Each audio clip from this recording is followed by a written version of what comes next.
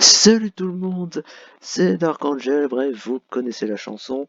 Nous ne nous retrouvons pas cette fois pour la conférence Square Enix, mais pour le Inside Xbox, qui, je l'espère, devrait en montrer davantage sur Halo Infinite, et qui en montrera aussi sur Gears of War, et peut-être Forza.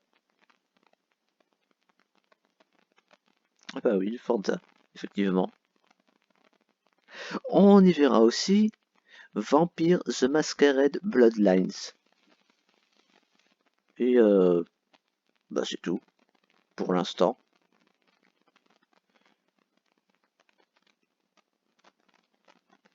Faut sûrement s'attendre à Sea of Thieves aussi.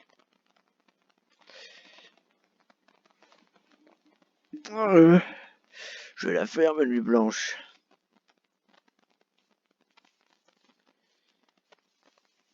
Du coup, qu'est-ce qu'on pourrait voir pour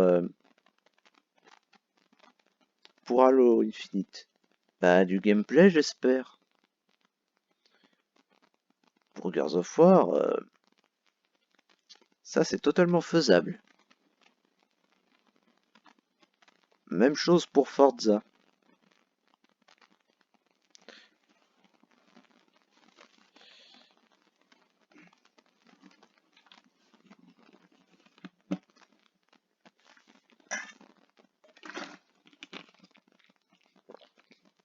Ah, excusez-moi, mais parler, ça donne soif. Ah. En tout cas, moi, j'ai bien mérité une petite collation.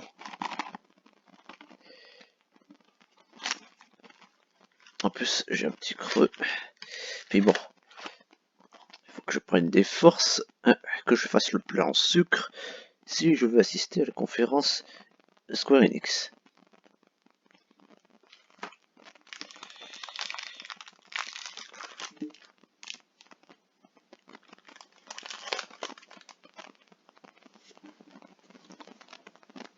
D'ailleurs, en attendant, est-ce que ça vous dirait pas un petit peu d'ASMR?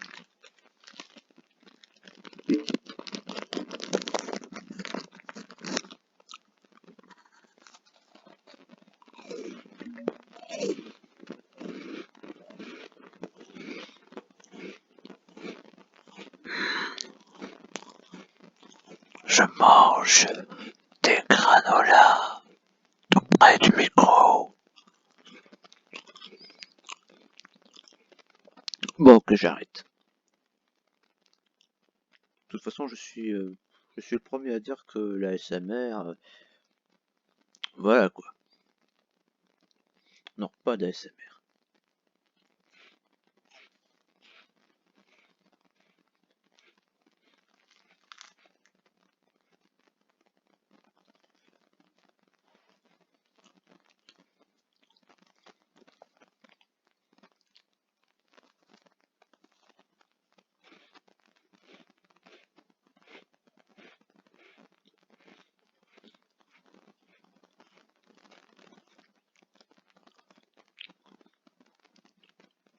Peut-être que vous avez regardé la récap de la conférence Xbox.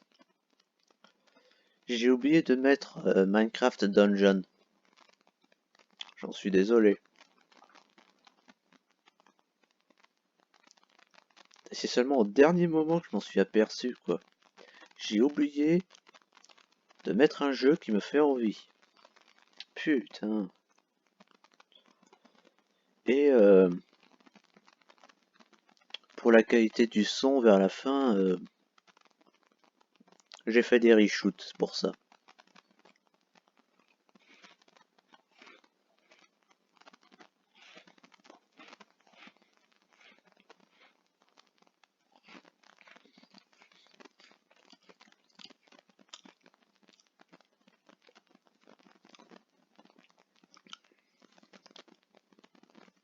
C'est un petit peu silencieux. Ah bah c'est normal, j'ai coupé le son.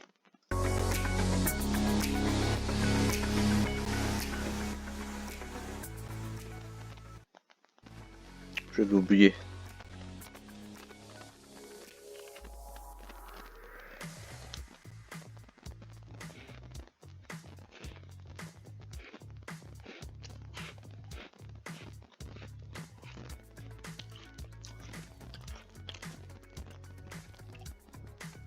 Du coup, vu que j'étais trop occupé à bosser sur la récap, j'ai raté la conférence PC Gaming Show, VR Show et c'était quoi la troisième déjà? Limited Run Games? Oui, c'est ça, Limited Run Games.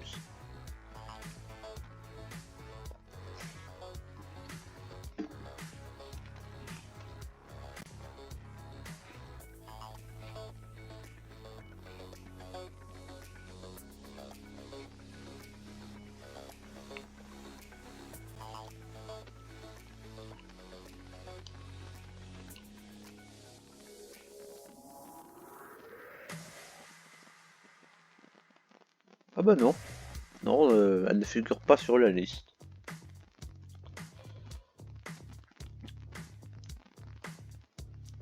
Donc là, ben, Inside Xbox, à 3h du mat, Square Enix, et demain à 18h, Nintendo Direct. Et exceptionnellement, je la ferai.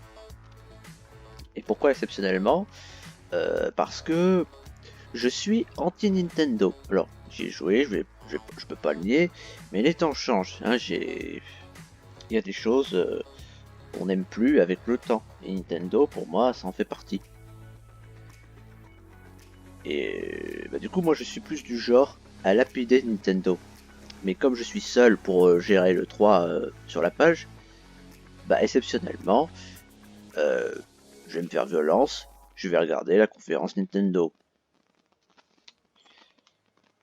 Et je suis aussi étonné que vous.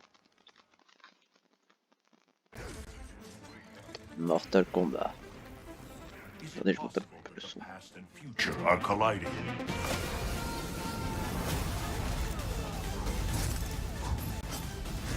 J'ai essayé Mortal Kombat. Pas celui-là, le X. C'est pas pour moi.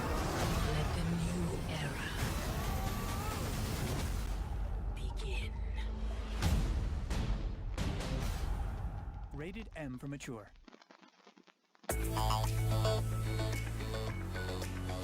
It's E3, our biggest show of the year. We've got over 20 games, world premiere trailers, Gears 5, and a major announcement about backward-compatible games.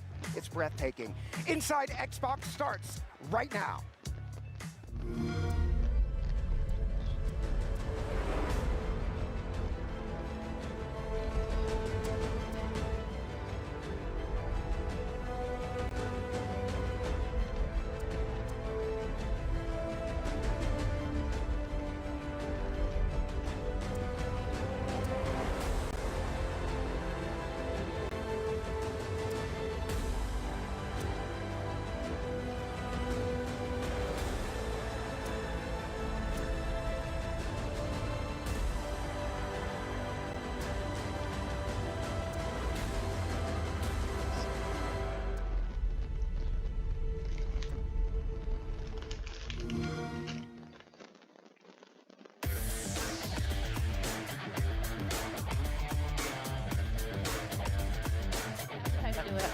All right, hello and welcome to Inside Xbox. We're coming to you live from inside the Microsoft Theater here in Los Angeles, California for our biggest show of the year. That's right, it's E3! Best time of the year. The entire video game industry has converged on downtown LA to reveal what's in store for the next year and beyond. Yeah, it's amazing. And yesterday on this stage right back here, we had 60 games, a new console, Xbox Game Pass Ultimate, and so Il y a des 60 much jeux. more. On today's show, we've got world premiere trailers and the biggest games of E3. Gears 5, Watch Elle Dogs était à Legion, EA Play. Star Wars Jedi Fallen Order, and there's so much more.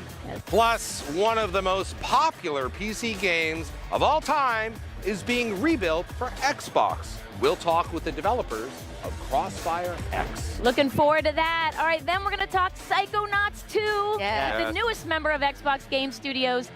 Tim Schafer, what Well, do you we love loved it, him, don't we? Tim? Shaves. Ah, he was so funny on stage yesterday. It was great. And later, we're going to dive into the future Oh. of backward compatibility and reveal our biggest batch of titles yet. You don't want to miss it.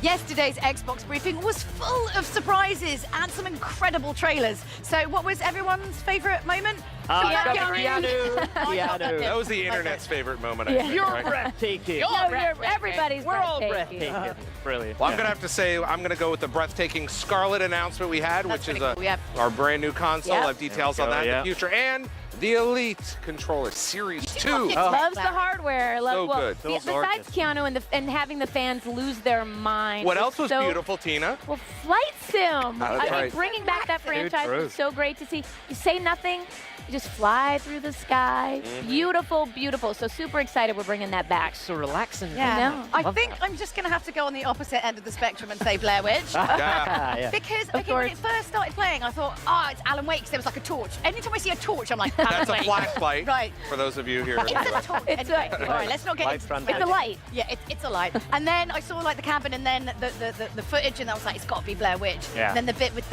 it's the bit in the corner at the end of the film. Oh, and mate. I love the fact Yeah. that it's so long after the movie, so Yeah. they've had like 20 years Long time to make get it it right. good. 20 Yeah, years but of it- nightmares yeah. about that guy in the corner of the cabin for me. For me, I love two things. I mean, there's a few more than Forza. that. But two things I really Football. love. Rod Ferguson Okay. Yeah. and Pyro.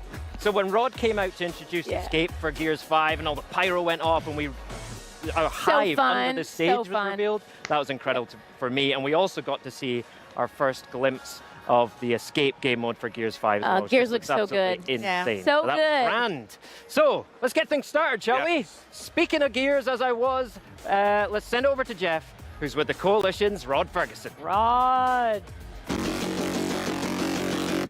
Thanks, everyone. We are here in the depths of the Hive. You got a little something there, Rob. Okay, sorry. This is an environment that is part of the brand new game mode that you announced yesterday called Escape. Can you give us the rundown on what this mode's like? Sure. Yeah. Escape is really about you infiltrate the hive, and you plant a poison bomb, and then you try to escape with your life.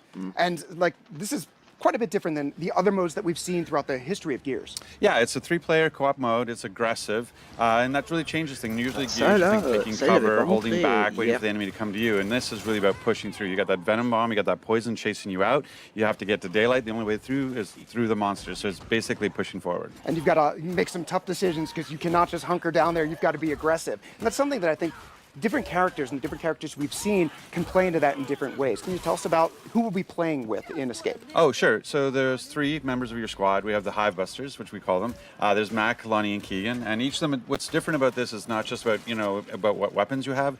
Each character has an innate ability, an innate and ultimate ability. So Keegan, he's our support character. He's able to put down a resupply and give ammo to his teammates.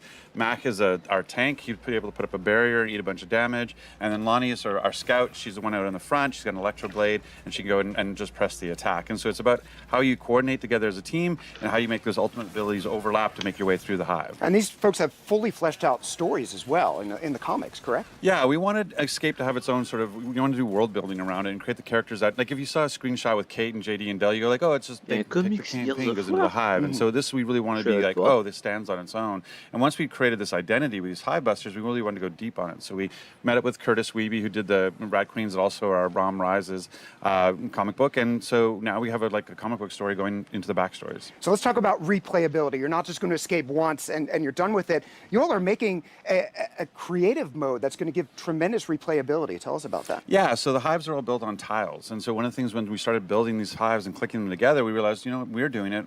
The fans can do it. The players can do it. So we actually have a map builder that'll ship with the game, and they can make their own challenges for their friends and put it out there. They have to build it. They have to beat it first. You can't just build the hardest thing possible. Slide the sliders all the way to the right. Yeah. So you build your own hive, and then once you've played it and prove it can be beaten, and then you can put it out there for your friends or just for yourself.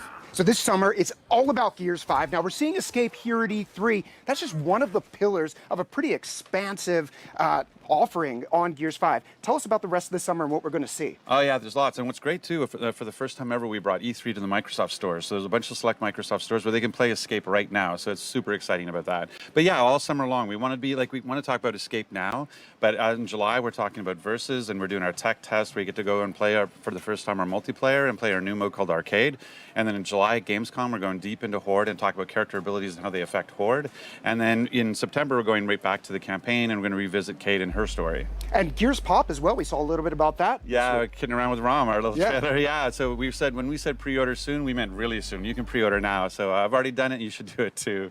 It very much is the summer of Gears. So Gears 5 set to launch September 10th. It'll be everywhere. Retail stores, Xbox Game Pass for console, Xbox Game Pass for PC, Steam, and if you're in as a Game Pass Ultimate member, you get it early. Right. So there's in addition to that, a special bonus that caught a lot of people off guard yesterday. Tell us about it. Yeah, it's super exciting. So if you pre-order the game or you play the first week in Game Pass, then you'll get our No, Terminator no, character pack, no, Terminator Dark no. Fate character pack. Je So you le get the redis. T800 and you get Sarah Terme. Connor, which is super exciting because like Sarah Connor is so iconic, and she really represented the story that Kate goes through Voilà. from the civilian to Foutre warrior. This is what Kate's Terminator doing in the game. dans And Gears so I felt it of was a War, perfect match. ça We ne saw that peut pas metal foot marcher. come down on the skull. I was like, no, Je veux dire, no, Gears no. of War, All right, one last c'est thing même before you pas go. You sur announced a Terre, partnership c'est with une autre E-League for planète. Gears 5 multiplayer Alors recently. qu'est-ce que What's tu on vas the foutre horizon? Terminator Oh yeah, so that là-dedans? premieres this Friday.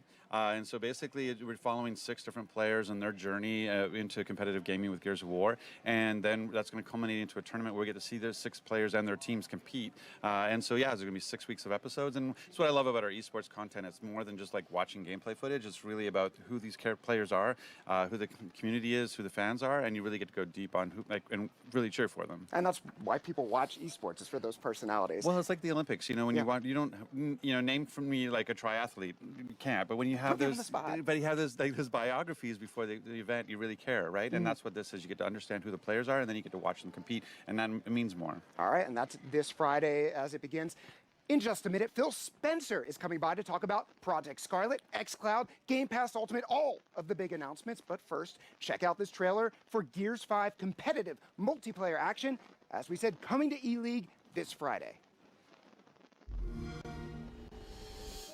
Since day one of me playing, I was never seen as the best Du player in the game. multi-compétitif pour Gears of War, ils I ont used to get bullied in school because I didn't know the language and I couldn't understand people. My father will give me 20 pesos. I knew that with that 20 pesos, I will not have a lunch, just use that money for playing video games. Like, that's how much I like it. I hope that when I'm done competing, I leave behind a legacy that I was a player that never gave up. I 100% feel pressure to stay on top. Being at the top, you kind of have this feeling that everyone wants to take you down. Before the pro circuit, I was basically a typical kid. Go to school, come home, play until my mom gets home, eat dinner, take a shower, and go to sleep. I don't want to work a normal job. I don't want to work for someone. That's my goal in life, to make it somewhere in this game industry and hoping that Gears of War 5 blows up and I blow up with it. A lot of people don't know what it takes to be a professional gamer. The objective is to pretty much build a brotherhood. I think it's a brotherhood, but it's a really fragile brotherhood. You're never really guaranteed a spot. I know I was getting dropped. People would talk behind other people's backs. I do not regret it. I just wish some things could have been different. But I know deep down they know that I'm right. You could wake up tomorrow and all of this is gone. I get to see Gears 5. Really excited for it. Let's go and play it, all right? Let's go. I got one. Oh my Nice God. shot. Did you see that? We've been stuck in the old for a little bit now, and I think everybody's excited for the next chapter. When you get bruised up, you get beat up, you get knocked down. When you go through roster changes, when you go through drama, when you go through failures, you got to stay focused and positive and keep going forward, because that's the only way to make it out.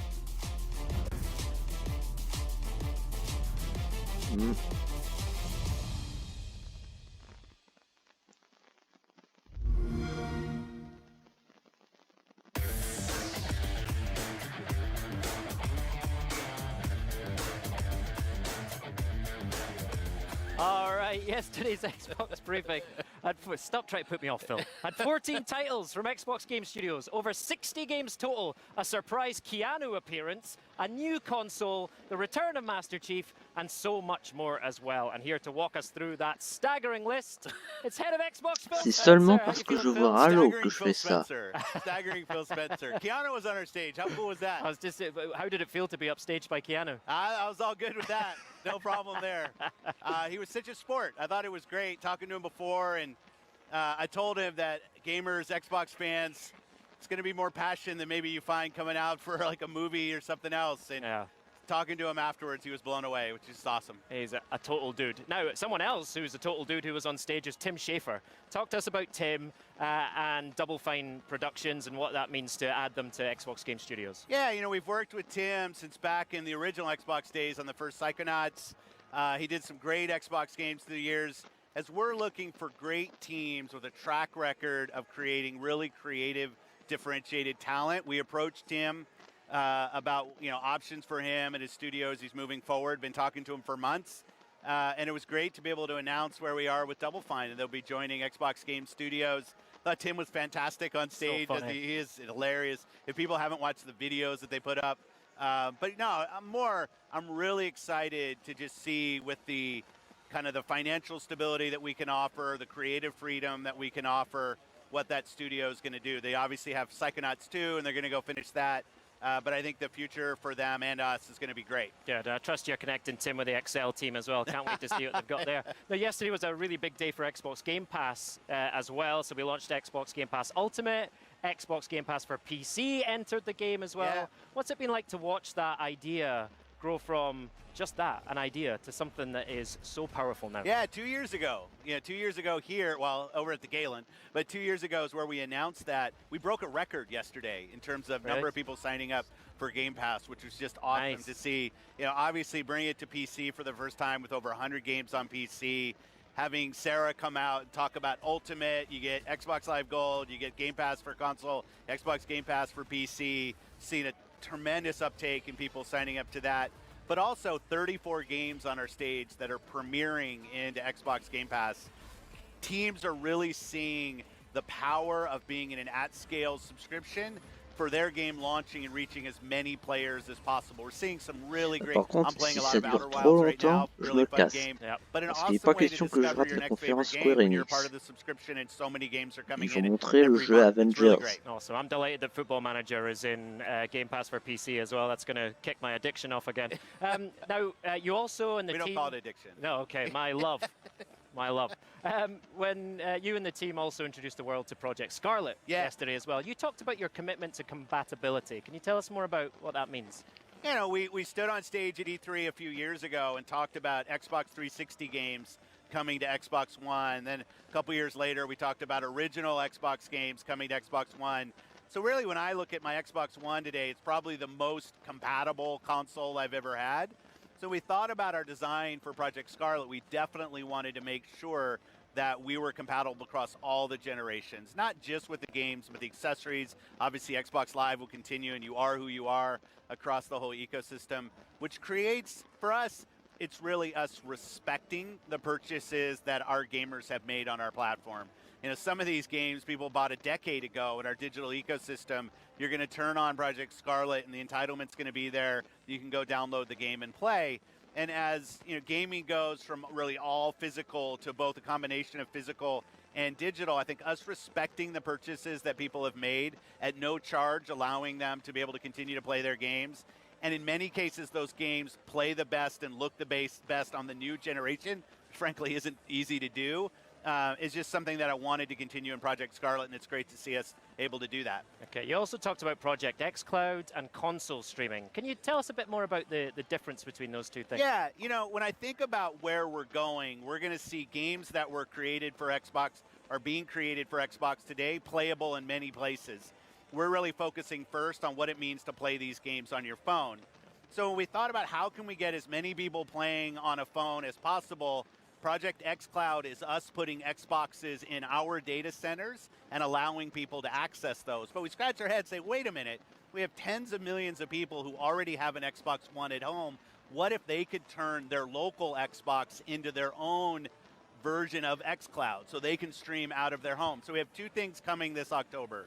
We've got our data centers with the blades in there, with the Xboxes in our data centers, so you can access Xboxes that we have and able to play games from there. Or if you already have an Xbox One or you're buying one this holiday, you're going to be able to turn that into a server that you can access on your phone from wherever you go. That no charge for that, and both of those things are launching this October. Fantastic. Or previewing. I am going to be clear on this because we're here at our first public preview of xCloud now, and we're seeing people playing Xbox games on Just their right phone over there, right right? over there, Yep. getting tremendous reaction. But one of the things I've learned this generation is we should always be listening to what our customers want.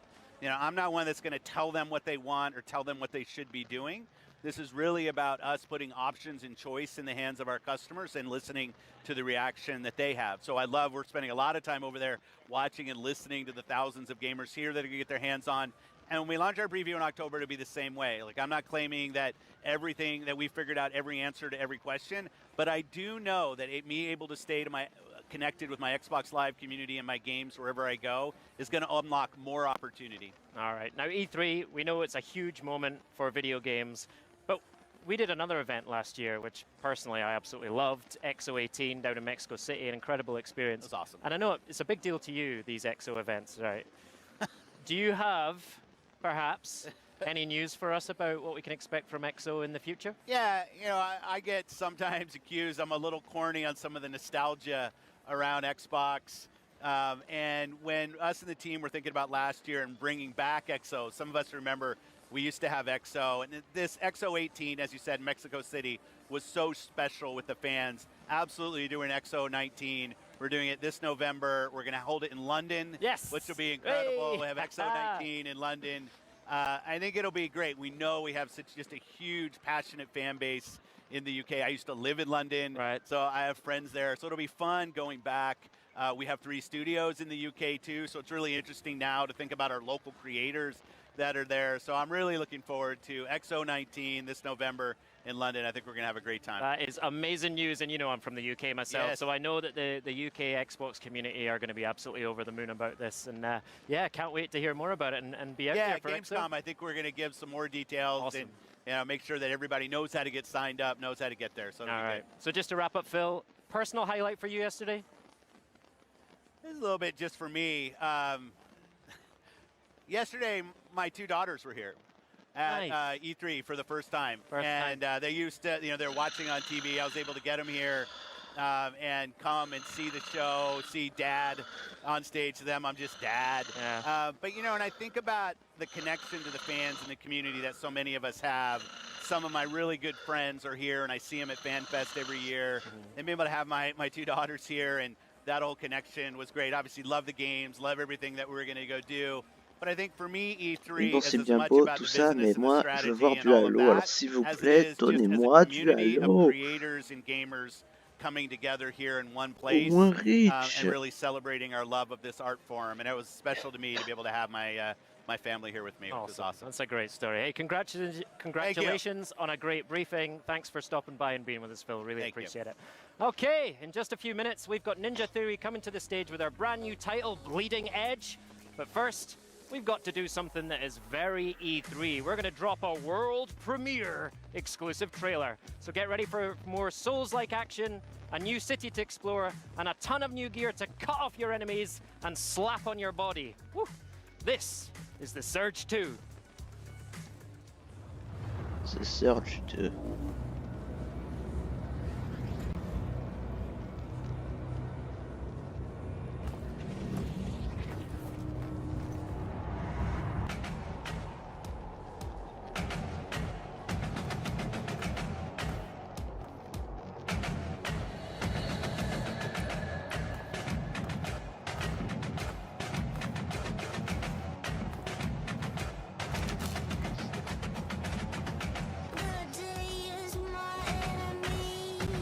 Eh, cette musique, elle y est dans Watch Dogs 2.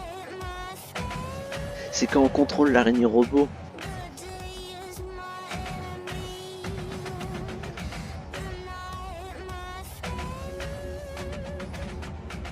Are you a believer?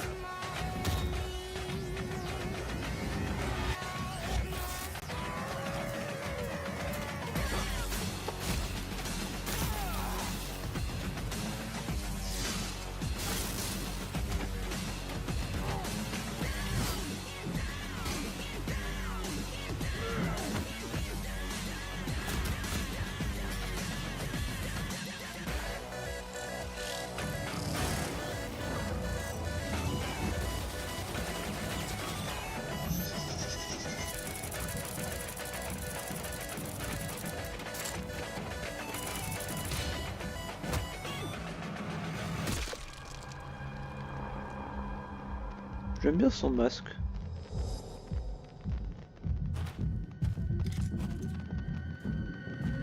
It's not over.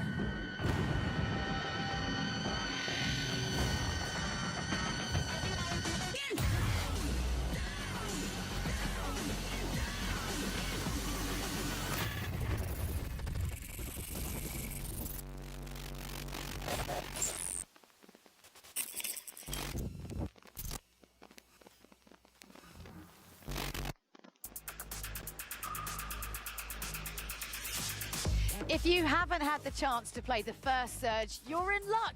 It's available right Non, now to je n'ai pas download joué au on premier Xbox Game Surge. Pass, along with other titles we just Il announced. m'intéresse pas.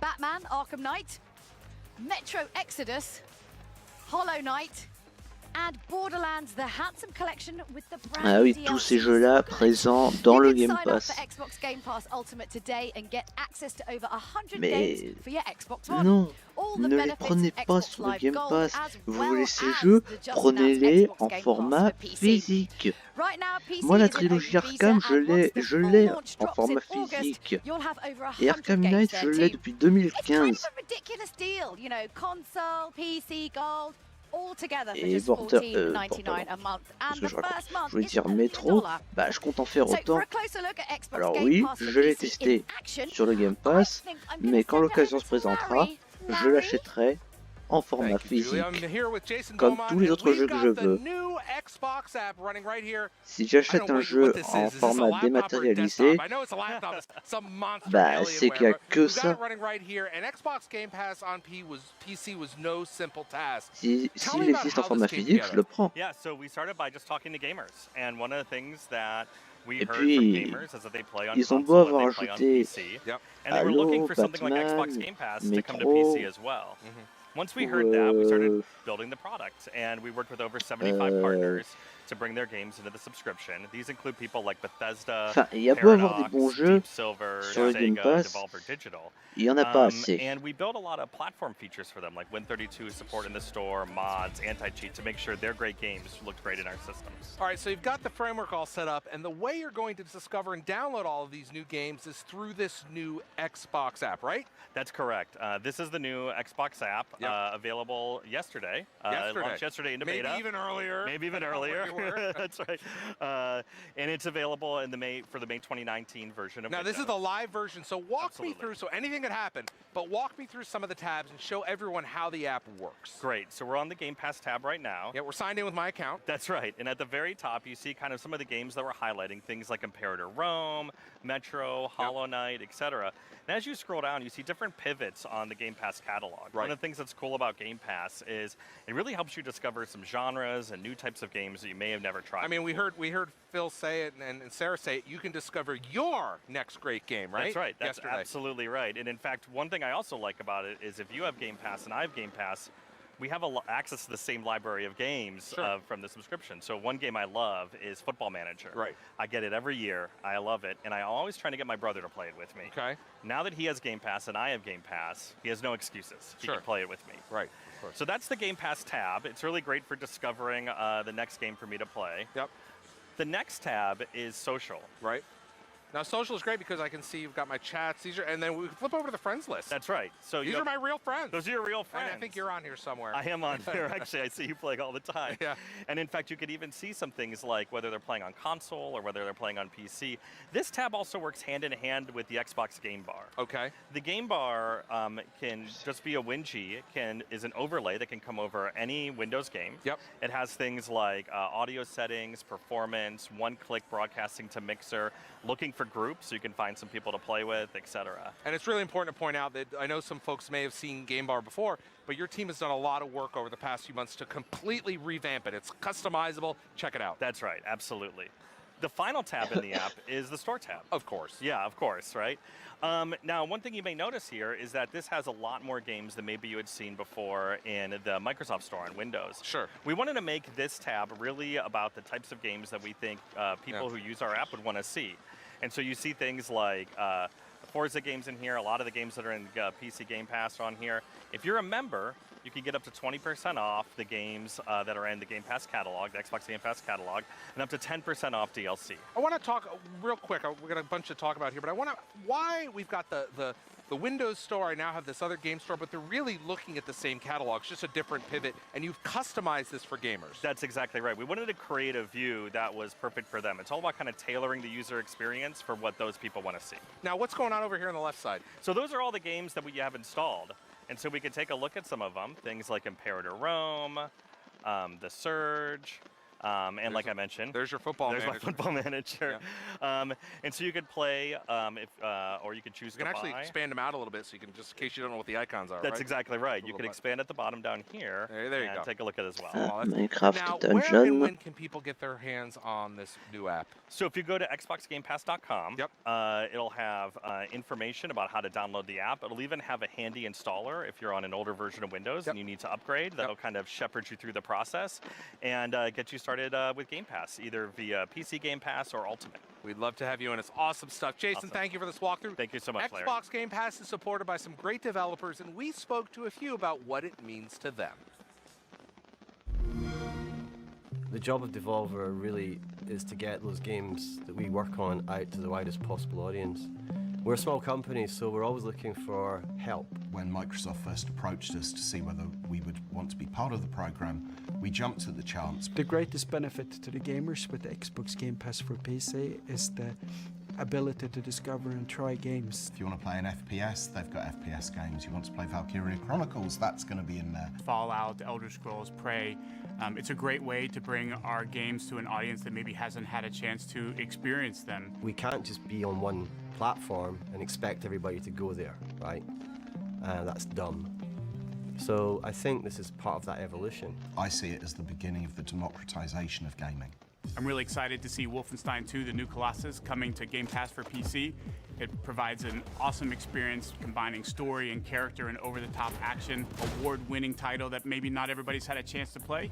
Game Pass for PC is an awesome way to check it out. One of the games that's coming to Game Pass first will be The Messenger. It is awesome. If you've ever come across a game called Shinobi or you've heard of Shinobi, then you're in the right place. If you've got any interest in side-scrolling action, platform, beat-em-up games, this is for you. For those of you who don't know what Football Manager is, it's a football management game that puts you in control of every decision that a football manager would make in real life. It's one of the most played single-player games on the planet. We're bringing Imperator Rome to Xbox Game Pass for PC. It's an classical Paradox grand strategy game played in a huge map covering the Roman time period, where you can play any country from Rome down to the smallest little tribe in northern Germany. Your goal is to create an empire. I was told many years ago that the PC was a platform that was dying as a gaming choice. And I'm here to say that it's thriving and growing. Long may that continue. Oui, le Game Pass pour PC, on est au courant. You know and love Ninja Theory for their intense story-driven adventures like Enslaved, DMC and Hellblade. So their new game is something quite different. And here to tell us more is creative director Rani Tucker. How you doing? Welcome to the show. Thanks. This is a lot less intense than being out there. Yeah, that was pretty crazy. I don't think even I would want to do that. So obviously Ninja Theory is known for kind of its single-player stories and stuff like that. So how did Bleeding Edge kind of come about? 'Cause it feels like a bit of a left turn. Yeah, I mean, I think Ninja Theory's always had some combat DNA, you know, like Kung Fu Chaos, Heavenly Sword. That's the game I saw that made me want to work there in the first place. And obviously with DMC. And it just felt like, to me, after DMC, to me, when I made Hellblade, which is very story, character, experience focused, and that totally suits him, he's awesome at that. But for me personally, I'm way more interested in the combat, gameplay, the touch and feel, so that's the direction that I wanted to go in. And at home, I like to play kind of multiplayer competitive games, so it was just kind of the thing I like to make, the thing I like to play. And then they let you do it. Brilliant. Fantastic. I mean, so we're talking a little bit about the setup. Is it kind of like a class-based structure? Like what's kind of going on? Let's kind of pick this apart a bit.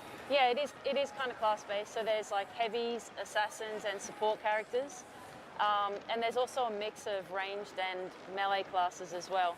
But some of them are kind of a little bit crossover. So El Bastardo, for example, is a heavy, but he can also do quite a lot of damage.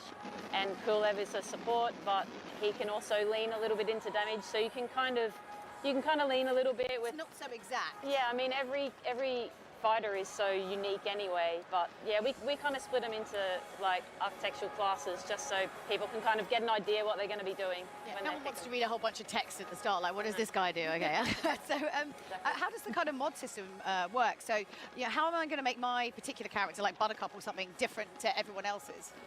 Yeah, so there's mods in the game. Each character comes equipped with 3 mods, and then as you play, you earn more mods, and then you can replace what's there by default with different stuff that you unlock.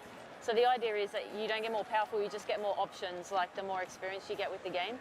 So for example, a character like Demon, his default kit comes with a little bit of extra health, I think extra damage on his katana and extra range on his shuriken, and that's kind of like a good all-round set. But say you wanted to go more into stealth and be all about stealth ninja, then you could take... Who doesn't love being a stealth Exactly, ninja? right. So you could take like stealth never runs out, you could take extra speed while in stealth and say extra damage coming out of stealth, and you could kind of gear him more towards that. So there's plenty there to choose from. You can kind of mix and match them, and you can think about how that synergizes with what the rest of your team is doing. So that's my next question I was going to ask, was kind of like about the kind of synergies and sort of combos and stuff. Like, is there anything that we should be sort of particularly looking out for? Like, what works really well together? Come on, I mean, we want to get ahead of the game here, you know what I mean? I mean, there's definitely some moves that combo quite well together, you know, like the Buttercup pulling a guy in, and then Maeve drops her cage on top and you've sort of locked a guy down, or you get Nidhogger and slide into the middle of a big team fight and drop a big Ride the Lightning super, and it stuns everybody and it kind of leaves your team free to just jump in and destroy everyone. I mean, it's mad. It's complete. There you go. Yeah, It's that's a good one. Yeah, Yeah. Gizmo riding in on the rocket, exploding it. I think there was like every move in that one little shot there. That's amazing. I mean, what can we expect from the upcoming technical test? What's going to be going on with that? Well, we're going to start letting people in on the 27th of June. And then we're going to start with weekly tests and we're going to be just honing the game, seeing what people think, getting their feedback. And we're going to be adding more content, you know, checking all the technical stuff, make sure it's robust, our matchmaking's working right, and we'll expand it over time. It all sounds really good. It looks bonkers in the best possible way. Well, thank you. So thanks, Ronnie, so much for coming on and talking to us. I personally can't wait to get my hands on it. So in just a minute, Star Wars Jedi Fallen Order will be on our stage. But first, the creator of the brutally difficult keyboard-smashing original XCOM is back with an all-new tactical strategy game, Phoenix Point. It launches on September the 3rd and will be coming to Xbox Game Pass for console and PC. Here's a world premiere trailer.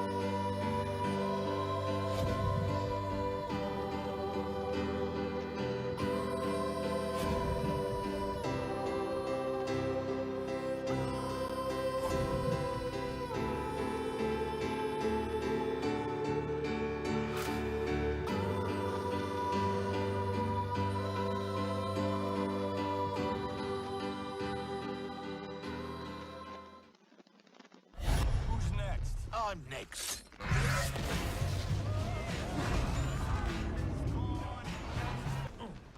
Go back to the 90s.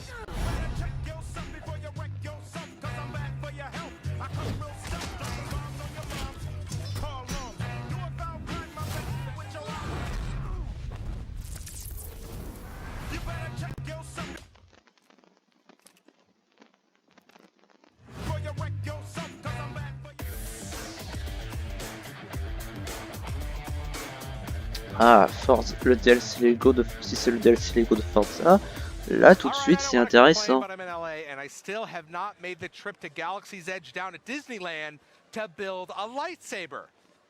But I can hold out a little longer because we've got Star Wars Jedi Fallen Order on our very stage and our very special guest, Stig Asmussen, director at Respawn. Stig, welcome to the show. Thanks for having me. What Great to be here. what a great week you guys have had with these trailers. Yeah, it's been super exciting. It has been unbelievable. Now you had this huge gameplay reveal at EA Play, and I want to dig into that in just a moment. But could you first set the stage for us? Where are we in the Star Wars universe, and who are we playing as in terms of the timeline? Yeah, so this takes place between Order 66 and Episode 4. Right. Now, Order 66, for those of you that don't know, it's the operation that the Emperor executed that, like, basically said turned all the clones on the Jedi, and they were thousands of them. I believe the line was all of them. Something like that. Yeah.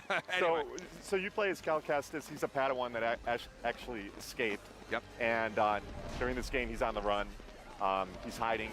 Early in the game, he gets outed, and he becomes branded as an enemy of the state. And the hunt is on. Now, we were watching this. The gameplay looks fun, but everyone's asking, wait a minute, who's this new droid? What's that all about? It's BD-1. Okay, BD-1. What does he do? He's Cal's companion. Okay. He's on the mission with him. He's what we would call an explorer's droid. So he's got a lot of missions, functions that really help Cal out when he's out in these like savage planets. We can see here we got a beautiful 3D map. Tell you what's going on. Yeah, that's Metroid inspired. Okay. Our level design in the game is Metroidvania. Oh wow! So we looked at the map from Metroid Prime very closely, and we're trying to kind of reverse engineer it in the Star Wars way. Now I want to talk about the philosophy for the combat in this game, and what do you do to make encounters? What do you want it to feel like? Powerful. But we also want it to be grounded. We don't, I mean, you are a Jedi. I think we're looking at the original trilogy the most for what we're trying to do. Yeah. But we want, like I said, we want it to be grounded. It is a video game, so he's going to do things that are more powerful than you see in the movies, Sure. but he might not seem as over the top as some of the other lightsaber Star Wars games we've seen in the past. Now we've seen a few abilities here. Tell me about just some of the abilities we'll be able to wield. Well, he's just able to throw his lightsaber and return it like a boomerang. Now here's stopping time. This is force slow, Okay. and here's force pull. We just went away from it, but Yeah.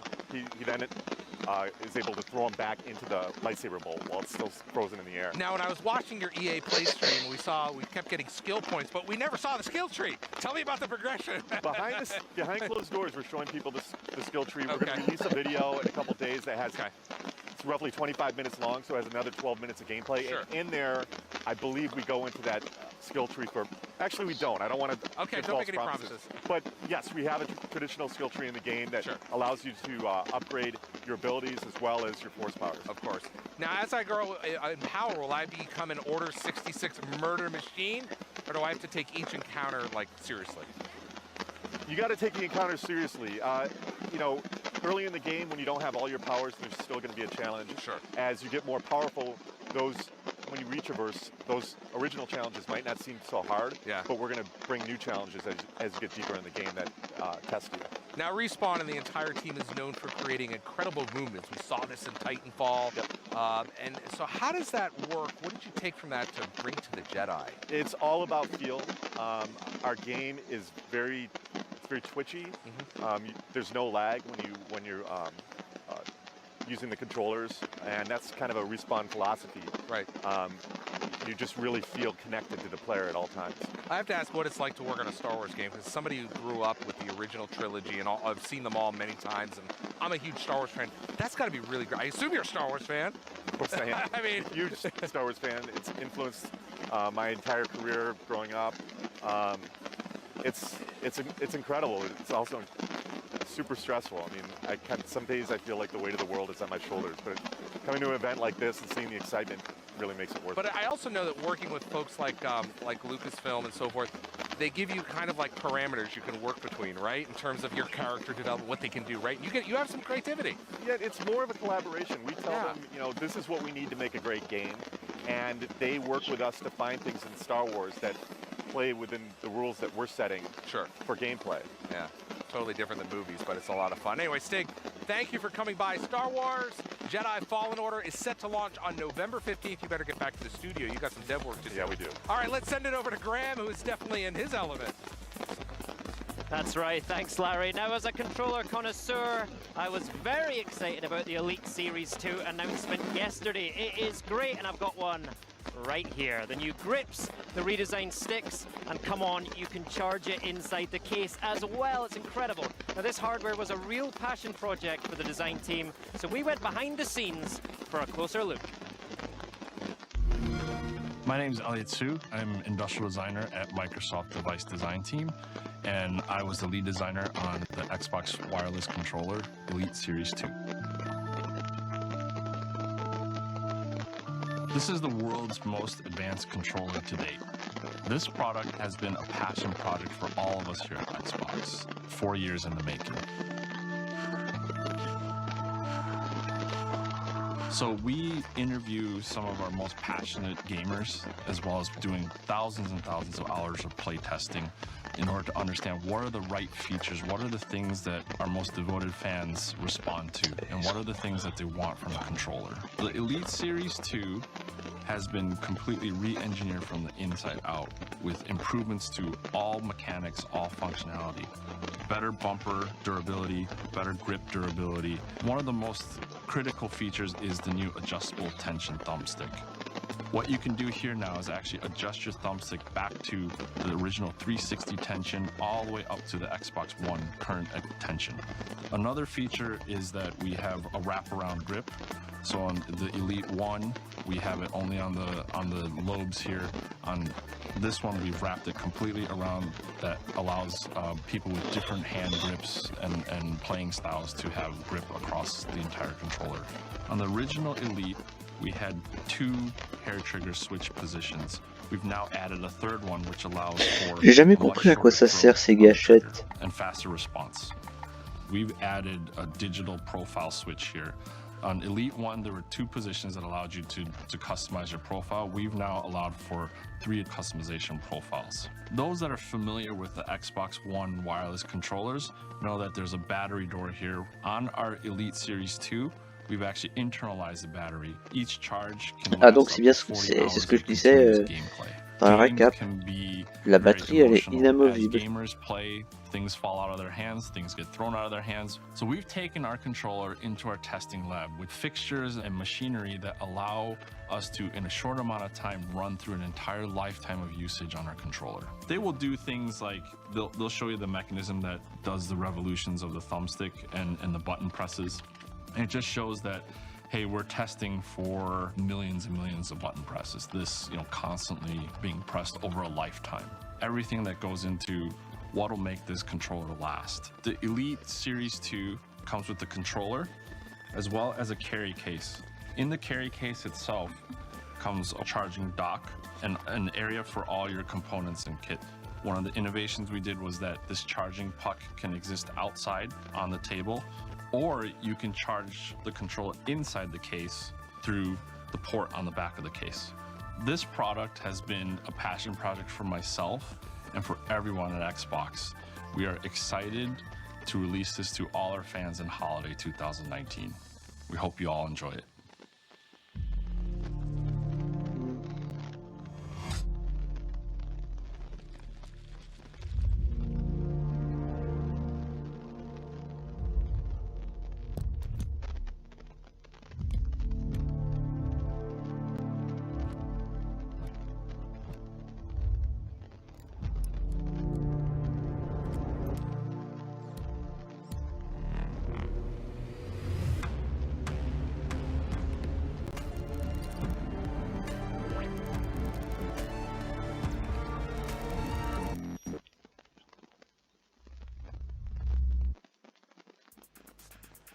How good is that? See all the amazing work that goes into a controller, as wonderful as this thing. Hands down the best controller I have ever used. Now the Xbox Elite Controller Series 2 is already available to pre-order in 25 countries, so go to xbox.com to reserve yours and head over to the Xbox Twitter account where you can have a chance to win one when it launches. So get over there right now and you'll be in with a chance. Now, let's send it over to Julia, who's standing by with a new game that was announced only hours ago at Ubisoft's live event. Yes, Watch Dogs Legion moves the series to a city I'm quite familiar with and has a wild gameplay mechanic I don't think I've seen before. There's no main playable character, and that's because every person you encounter is playable. Wow. Here to tell us more is lead producer Sean Crooks. So that's crazy for starters. Let's get on. Let's just say that right now. So tell us a little bit about the story of kind of Watch Dogs Legion. Like, how did well, first of all, tell us a bit about the story, but also tell us how this kind of no NPCs sort of thing came about. So basically, if you look at the history of the Watch Dogs franchise, we always had the profiler. Of course, yeah. Yeah, you know, always kind of looked into people's lives. But this time around, we said, what if that was real? Completely real. Everyone was simulated. You could follow them around. If they had a job, they would go there. And we explored that idea. It went to a crazy place, and it became something very ambitious, which is the fact that anyone in our London, you can play as all of them. ça, ils l'ont pas Recruit montré, them, Ubisoft. train them, and then play them as a playable character. Follow them around. Follow them Should around. you want to, if they go to work at a coffee place, I mean, it's probably like a less exciting thing that you could do in the game, but whatever. So, London, I'm excited that you're going there. Please, first of all, tell me that not everyone's Cockney. Everyone is definitely not Cockney, don't worry. Good. We have a lot of diversity. Okay, good. I was pleased. There's a lot of the time they do that, and everyone just sounds like they're from the East End or whatever. So what made you decide to come to the best city in the world? The best city. Well, London is one of the most surveilled cities in the world too, right? Yeah, but it has there is that. There is that, and it's obviously strong for the Watch Dogs brand. It's a very diverse cultural city, and has some amazing architecture. The contrast between history and modern makes it an amazing playground for us to parkour, to set a story like Watch Dogs Legion. And obviously, one of the core kind of things is this kind of hacking mechanic. Like, what's kind of new? What's fresh that's coming to the franchise in that department? So in Watch Dogs Legion, we have a fully simulated drone ecosystem. You can fly on cargo drones throughout the city, get your parcels delivered by them. But there's also a bunch of combat drones, like the CT drones and riots that can help take you out. But you can also hack them and use them as tools to fight back also. And also, we have multiple classes in Watch Dogs Legion, and one of the classes is the hacker. And the hacker can have this cool little toy called the Spiderbot that can run around, sneak around, can deploy as a turret, has some less lethal rounds to take people out. You can also jump and electroshock people in the face. It's pretty cool. I mean, I would do that. And there's a lot of people in London that would like to do that too. I'm sure. Of course. So what was it kind of like? Because obviously you've just announced this. What does it kind of feel like now? Because one of the really difficult things with, you know, making a video game is you can't tell anyone anything for ages. It would drive me mad. So, bit of a relief? A huge relief. I mean, the team is super excited. We're doing stuff that I don't think the industry has ever seen before. And the team are just thrilled. The guys, I'm very proud of all of them. Those guys are geniuses. What's the thing you're most proud of that you can tell us about right now, you reckon? That idea, we did it. We made it work. And you can play from, you know, a kid from, you know, central London, or you can play as a grandma. You can do everything in between. And realizing that, it's a big deal. I reckon playing as a grandma's a really smart idea because it'd be the person everyone least expects to be up to mischief. Yeah, exactly. She is incognito. So when can we get our hands on the game? That's the most important thing. I know you've literally just announced it like 2 minutes ago, but Yes. like, when can I have it? So Watch Dogs Legion is out on March 6, 2020. So soon. So soon. So very Grandma is soon. coming very soon. Hacking Grandma That's it. will be here soon. So, Sean, thank you so much. Thank you very much for chatting having to us. me. Congratulations, and Thanks we a look lot. forward to seeing more. So, and in other news from Britain, not going there, it was announced yesterday that Forza Horizon 4 and the world of LEGO are colliding very soon. Let's send it over to Graham, who's in front of a car that probably isn't street legal, although it should be. It might be easy to steal, but quite slowly.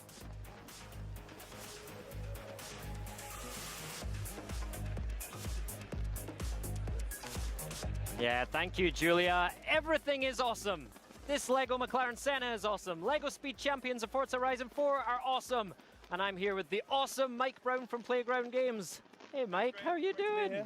He's here to walk us through this new expansion, which is set to launch this Thursday. Yes, we don't have to wait long, do we? Yeah, that's right. That's awesome. So what can fans expect from this marriage, beautiful marriage, of Forza Horizon 4 and the Lego brick? So it really is this epic coming together of these two brands that people really love. And I guess the story of it is that the Horizon Festival, with their seemingly infinite wealth, have struck this partnership with LEGO, and they decided to build a festival that celebrates all things LEGO, all things Horizon. So it's an entirely new map that players can travel to, and in there there's loads of amazing things built of LEGO. So there's an entire city built of LEGO, there's a racetrack built of LEGO, Love it. there's a crashed UFO site, a dinosaur graveyard, Pirates Cove, tons of other stuff that I'm forgetting, and all of that is wrapped up in like a brand new campaign as well, which gives players the maximum freedom ever to play the game the way they want to play. Yeah, it really is a pack filled with content. Mate, this is right up my street. But you talked about the campaign there. I want to ask about that. This is the Lego Brick Challenges, That's right? Yes, Tell Brick us Challenges. how they work. Yeah, so Brick Challenges are over 250 individual challenges that players can complete and earn progress in the game. Every time you complete a challenge, you earn some bricks. Some of them are really simple. It's just like visit a certain area of the map or complete a certain race. Some of them are much more complicated, so it might say Ça non plus l'ont pas smash a load montré. of sandcastles on the beach in a 1967 Corvette Stingray, or it'll have you careening from one side of the map to the other in a 80s Audi. So there's really great variety in there. You complete those, you earn bricks, and you use those bricks to expand your Lego house or build the Lego Speed Champions cars. Love that. Now, you name-checked a couple of cars in there, but we've got an amazing Lego car behind us, and we've got to have some Lego cars in the expansion, right? Of course we do. So this Thursday, there'll be 3 Lego Speed Champions cars in the pack. Nice. There's the Lego McLaren Senna, there's the Ferrari F40 Competizione, and there is the 1967 Mini Cooper S Rally. All of them, like, painstakingly recreated in incredible detail.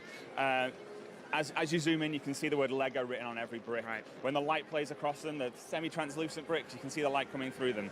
Even the subtle warping of the bricks can be made out. That little bit of warping from the manufacture process, that in just the right light, you can make it out. So it's really incredible detail. It's, That's the thing I noticed when I played, just those tiny little details that you know and love from Lego, and you've brought them to life really amazingly. And I guess the reason for that is you worked super closely with Lego to bring this to life. Tell me about that process. It's been an incredible partnership, really, really has.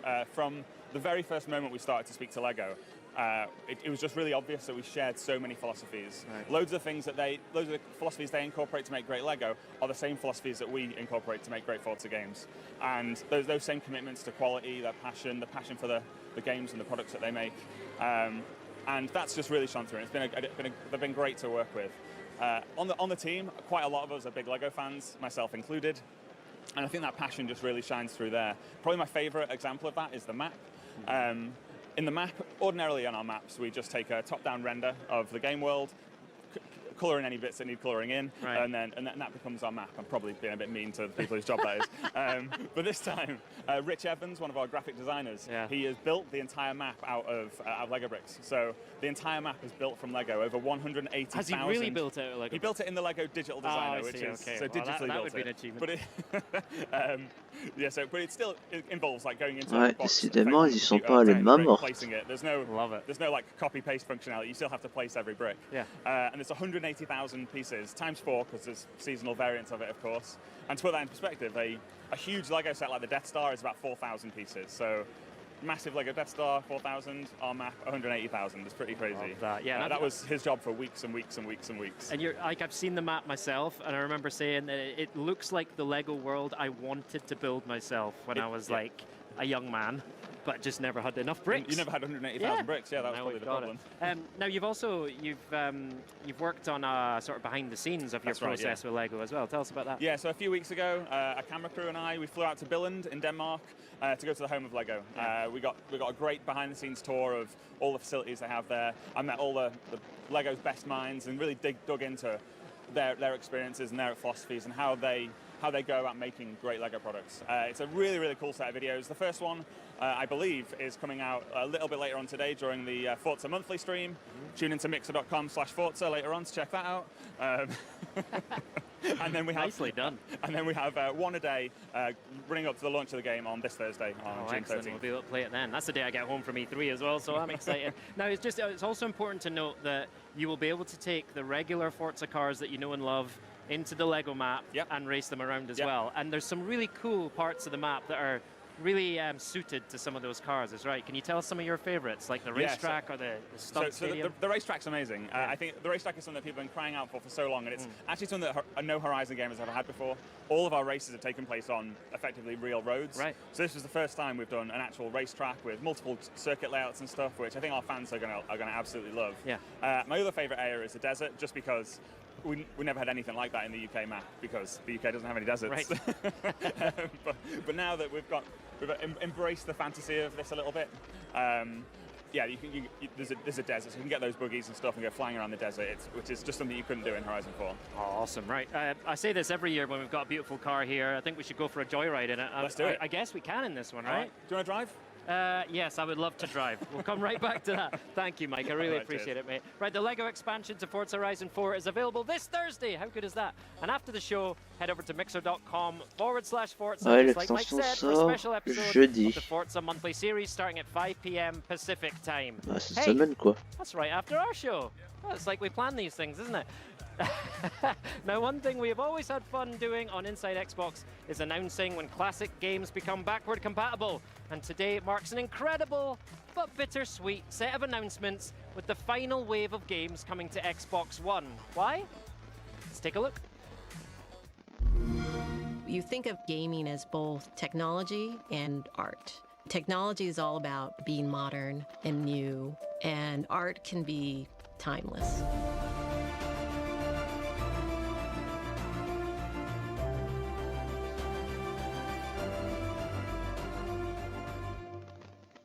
Last year, the team decided to tackle a feature that has been consistently at the top of your request list.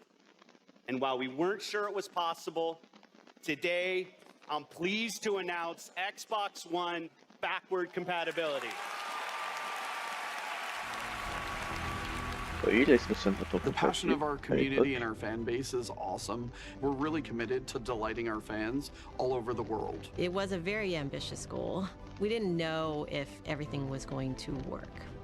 We have to make the Xbox One operate just as if it was an Xbox 360.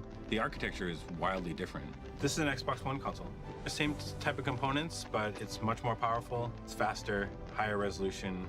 The game itself doesn't know that it's actually running on a different piece of hardware. And it's better than you've ever seen before. Better from a graphical standpoint, better from a frame rate standpoint, better from an input latency standpoint, just a better experience all up. Everyone in the team is just passionate about the product we're delivering. They could do any job they want, but they choose to be here. I don't think I've ever seen people who love their jobs that much. Look, if it was easy, everybody would be doing it. We've got over 600 titles in the backward compatibility catalog, but we're kind of moving on to a new part of the story. We're heading into a new generation of Xbox, Scarlet. The goal of the team is to make every single game that you play on Xbox One today work on the Scarlet device. Ensuring every game that runs on Xbox One is going to run incredibly well on Scarlet takes a ton of commitment and time. Teams. The team is dedicated. We are ramping up our test facilities so that we can hit the ground running and make sure that stuff works. And these games are going with you to the next Xbox and the evolution of what that means.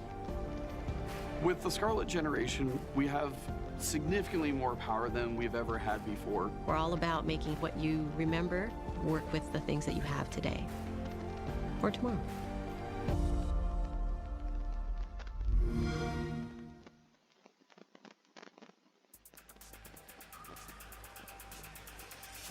It's clear that the future of backward compatibility on Scarlet is very bright, but it just hit me. This is the last backward compatible announcement I'll get to make for Xbox One. I feel like I should, pour one out, or how about we'll press F to pay respects on each one. You can do that from home. All right, here goes. I've got the last 8 original Xbox titles to announce, and they will start rolling out later this week. Okay, 2 from LucasArts, Armed and Dangerous, and Indiana Jones and the Emperor's Tomb. Oh. Also on the way, Sphinx and the Cursed Mummy. All right, you fans of Sam Fisher, we heard you loud and clear. You want the classics. Sérieux, ils ont mis le premier Splinter Cell sur Xbox One? All of the Xbox Splinter Cell games are backward compatible. The original classic, Pandora Tomorrow, and Chaos Theory. And as an added bonus, the original Xbox version of Double Agent, which, I will remind you, it's not the same game as the 360 version. And finally, we are going to bring Unreal Championship 2, the Leandri Conflict, to backward compatibility. Now let's send it over to Larry for our last batch of 360 titles. Press F. I'm pressing F, Jeffrey. All right, F as in 15 games, some of our most requested titles, and they just snuck in under the wire. All of these Xbox 360 titles will become backward compatibility this week. The planet-smashing, over-the-top Azura's Wrath, Battlefield 2 Modern Combat, From Software strategy RPG Enchanted Arms, The Ninja Theory Classic Ah, Enslaved trop Odyssey to bien, the West. Enslaved. Far Cry Classic and Far Cry Instincts Predator. The Square Enix RPG Infinite Undiscovery. That launch title we all played for the 1,000 gamer score. Peter Jackson's King Kong, the official game of the movie. Like puzzles? How about Prince of Persia, The Forgotten Sands? Skate from EA. Star Ocean, The Last Hope. Super Puzzle Fighter 2 Turbo. The cult classic Syndicate reboot from Starbreeze. And here's one I bet you never thought would happen. Too Human. And best of all, it's available for free. We're giving that one Unreal away. Tournament. Finally, the last 360 title Le jeu qui fait rager les Allemands. Unreal Tournament 3, because you gotta have the whole series, right? All right, now let's send it over to Julia for our final announcement. Question. Do you like games by Rare? If so, you're about to be very, very happy because Ouais, 8 je suis classic resté games from the studio silencieux are un petit now peu trop longtemps, enhanced mais for bon, Xbox c'est parce One que X. This means that these titles will be in gloriously sexy 4K and the best that je they've sais ever pas, looked. il parlait So, de there's going to be trucs qui Banjo-Kazooie, m'intéressaient pas. Banjo-Tooie, and Banjo-Kazooie Nuts and Bolts. All Je suis three venu ici pour voir console du Halo Banjo games. et j'en ai We've toujours also pas got vu. the Xbox 360 launch title Cameo Elements of Alors Power. peut-être que je le garde pour la A fin, Joanna Dark mais double feature, that's Perfect ça me Dark fait chier and si c'est le cas. Perfect Dark Zero. And finally, both Viva Pinata games, the Viva original and Pinata. the sequel, Trouble in Paradise. All 8 of these rare Ma sœur, elle y a classics joué are à ce enhanced jeu. for Xbox One Et X j'en ai right entier. now. The Backward Compatible program was a huge success thanks to the community and all of your feedback. The team is hard at work on the future with Project Scarlet. Since we just enhanced 8 Xbox games from old school Rare, let's check out what present day Rare is up to now.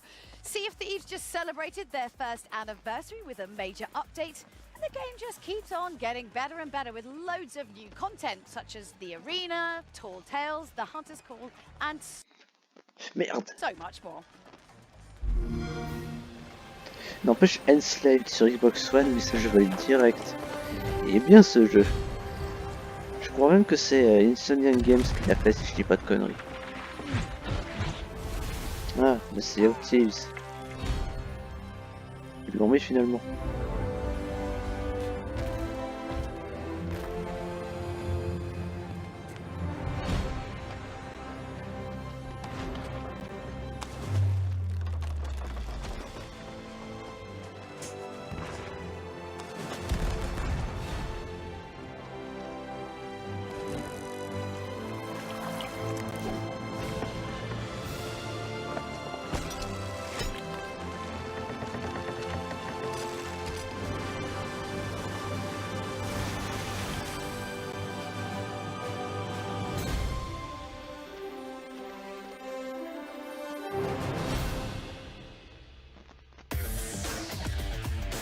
I love Sea of Thieves, and joining me now is Sea of Thieves executive producer Joni. Joe, welcome back to the show. Now, a little over a year ago, you launched, and it's been an amazing year, but the game keeps evolving, it keeps changing. Il est déjà 1h du and what mat has et that been on n'a experience toujours like? pas vu Halo Incredible. Like, it's Infinite. been an amazing adventure for us as a team, as a studio, to kind of go on this journey with our players and growing and adding and just, you know, all of the different things we've added over the last year. And then culminating in the anniversary update, which has just kind of brought so much new to Sea of Thieves and has had such a great impact with our players in terms of just kind of numbers and sentiment and excitement. It's been amazing. I mean, I know people that play this game because it's in Game Pass. If you have Game Pass, check it out. That just go into it and they're just smiling and they're having fun. You guys have just brought some of that whimsical, so much whimsy to it. The music, everything about it, it's just fun. Yeah, and I think that's rare. That's Sea of Thieves. Yeah, that's what I'm saying. Like, It's pure rare, Yeah, isn't it? It's like yeah. distilled down. Tell us about the future. What's going on?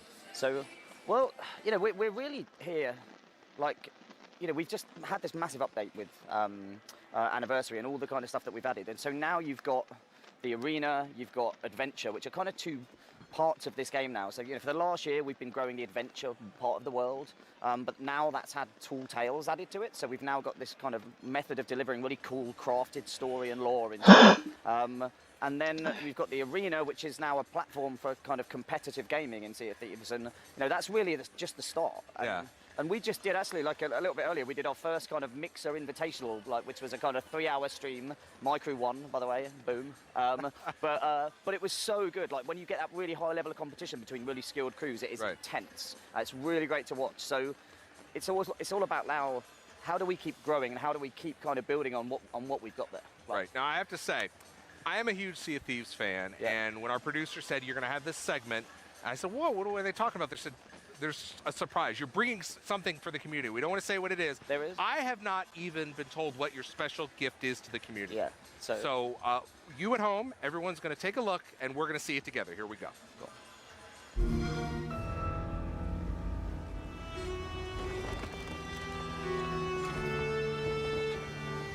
Non. Ils ont mis du contenu Halo dans Sea of Thieves. Putain, je le crois pas.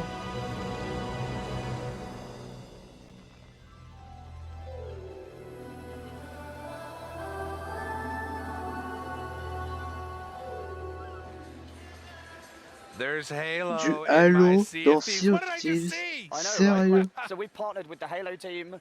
They've been amazing to work with. Even that music there was Robin Beanland, Ivor Novello winning. Robin Beanland that did a kind of version of the Halo music himself in a Sea of Thieves style. But, can I just do one thing? Yes. Robin?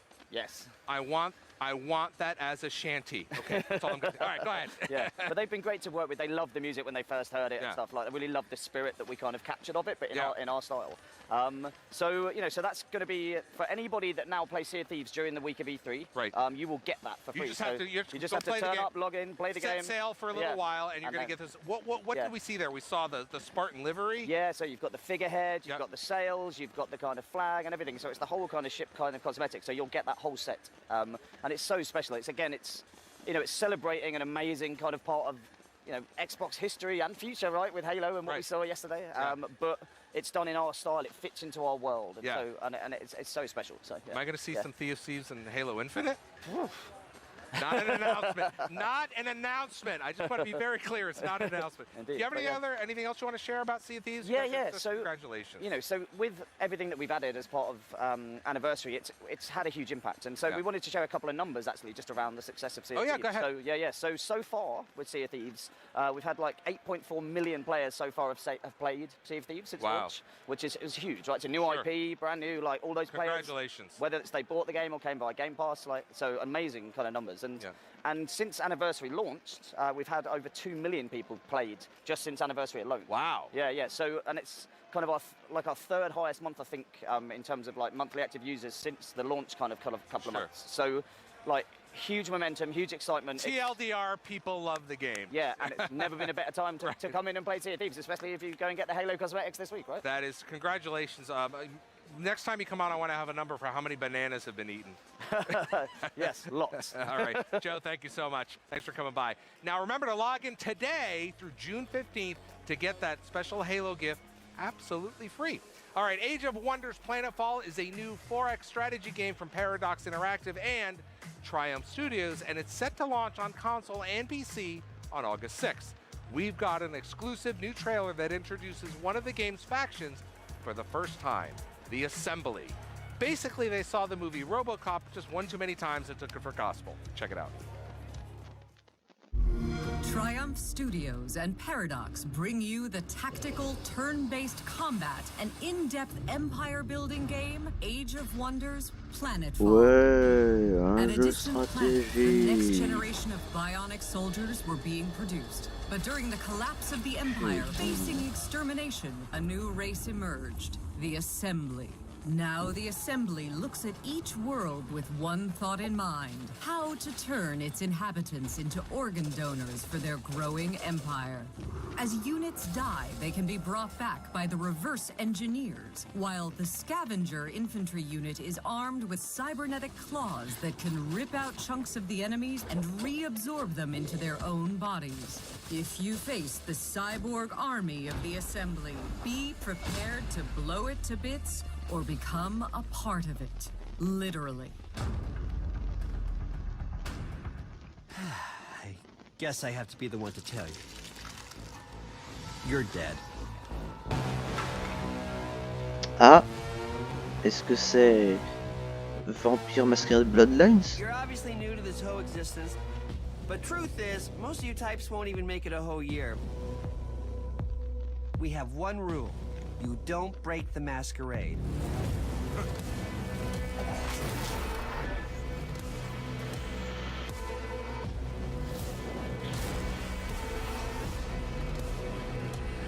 Ouais, ça m'en a tout l'air. This city. We're all fighting over scraps here. Welcome to the first day of the rest of your death. Having fun yet?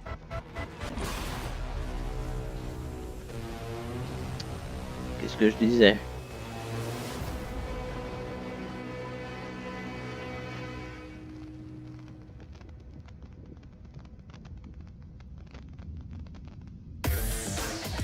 After well over a decade, fans of the cult classic RPG Vampire the Masquerade Bloodlines finally got what they wanted, a resurrection! A proper sequel is coming soon, and here to tell us more about it are Cara and Brian. So, obviously the first game was released in 2004, so kind of for the uninitiated, do you want to tell us a little bit more about it?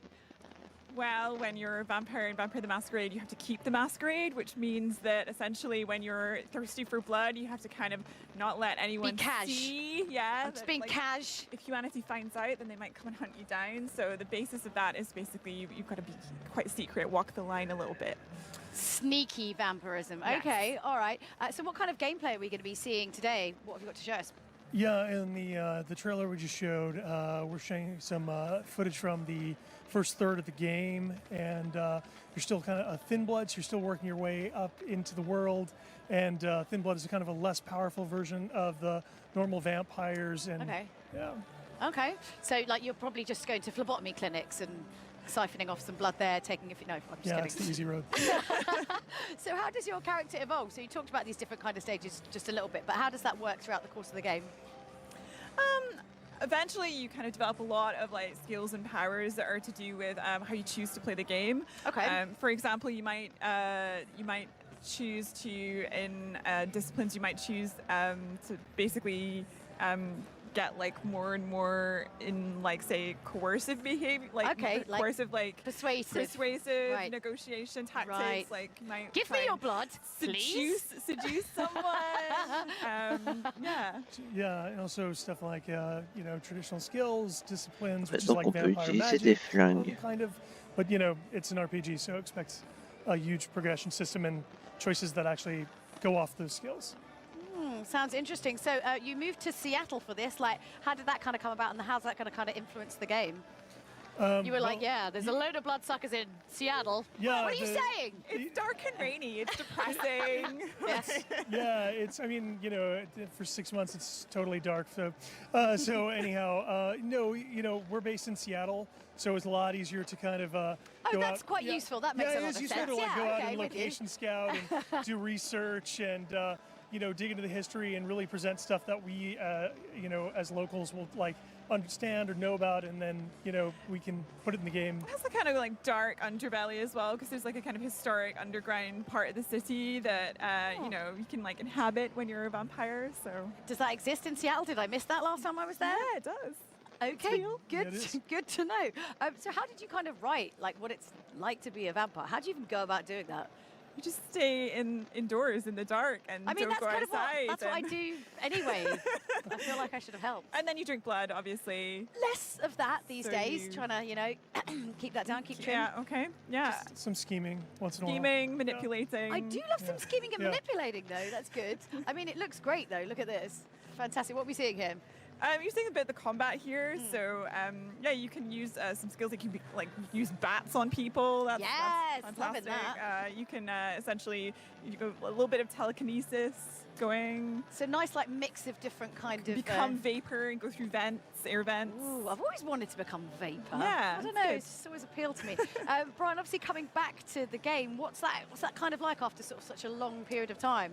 Does it feel like a homecoming? It actually, I mean, it was pretty natural just getting back into it. It was just like, well, the best thing about the setting is that you can just take it to any city, a number of characters, and there's just tons of stories you can write with the setting.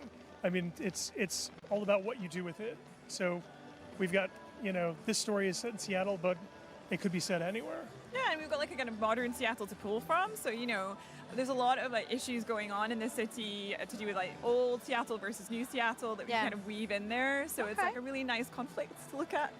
Cool. Okay. Well, look, thank you so much to you guys. Thank you so much, Brian and Cara, for coming and joining with us and showing us a little bit of that. I mean, we never have enough time. There's so many games going on at the moment. It's ridiculous. Anyway, let's send it back over to the stage as one of the most popular PC games of all time is coming exclusively to Xbox. And we've, of course, got all the details.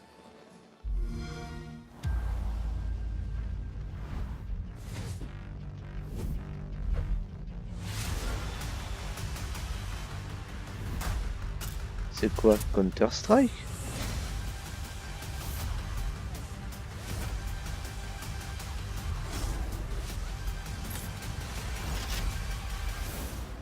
Oh non.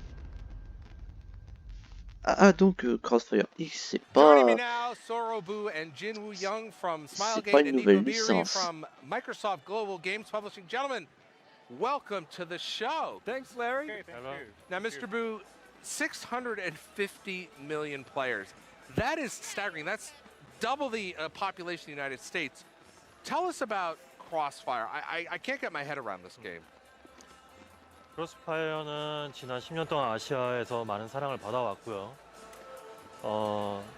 개발사로서 콘솔 시장에 도전하는 것은 어떻게 보면 당연한 목표고 또 꿈이기도 했어요. 하지만 많은 준비가 필요하다고 생각을 했고 그 준비가 지금 현재 되어 있다고 저희는 판단을 했어요.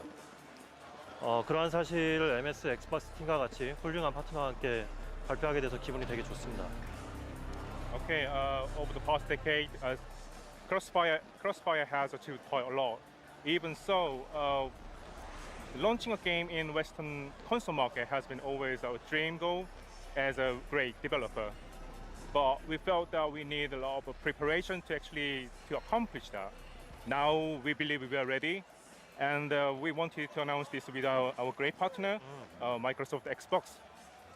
Nico, this is the first time Crossfire is coming to consoles and Xbox, and I know we're working closely with Smilegate to make this happen. What does the partnership mean? Well, we're incredibly excited to partner with Smilegate Entertainment. They've been working on this incredibly tight, competitive multiplayer experience for over a decade. Like, it is massive. Yeah. And they're taking this experience that they know very well, and they're blowing it out with a ton of new content as they bring it over to the West in Crossfire X. We're excited that this deep partnership really gets us connected to the incredibly smart people within the Xbox organization that can help optimize and really get the best experience that we can to our Xbox players.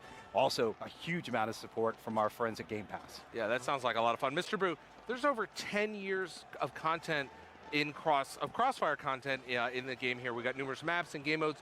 Can you talk about what will make the jump to Xbox? 크로스파이어 X는 언리얼 4로 개발이 되고 있고요. 하이엔드 게임에 걸맞게 하이 테크놀로지들이 탑재될 예정이에요.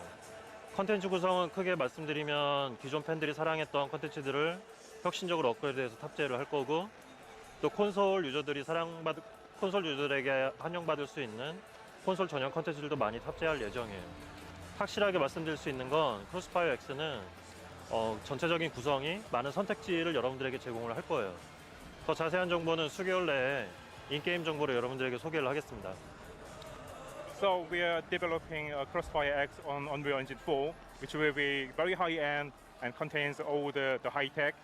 And it contains some of our favorite and memorable contents from history-making Crossfire, and also all brand-new contents that are specially designed just for this game. And that's why we are very confident that this will bring you the most amazing and family game experience at the same time.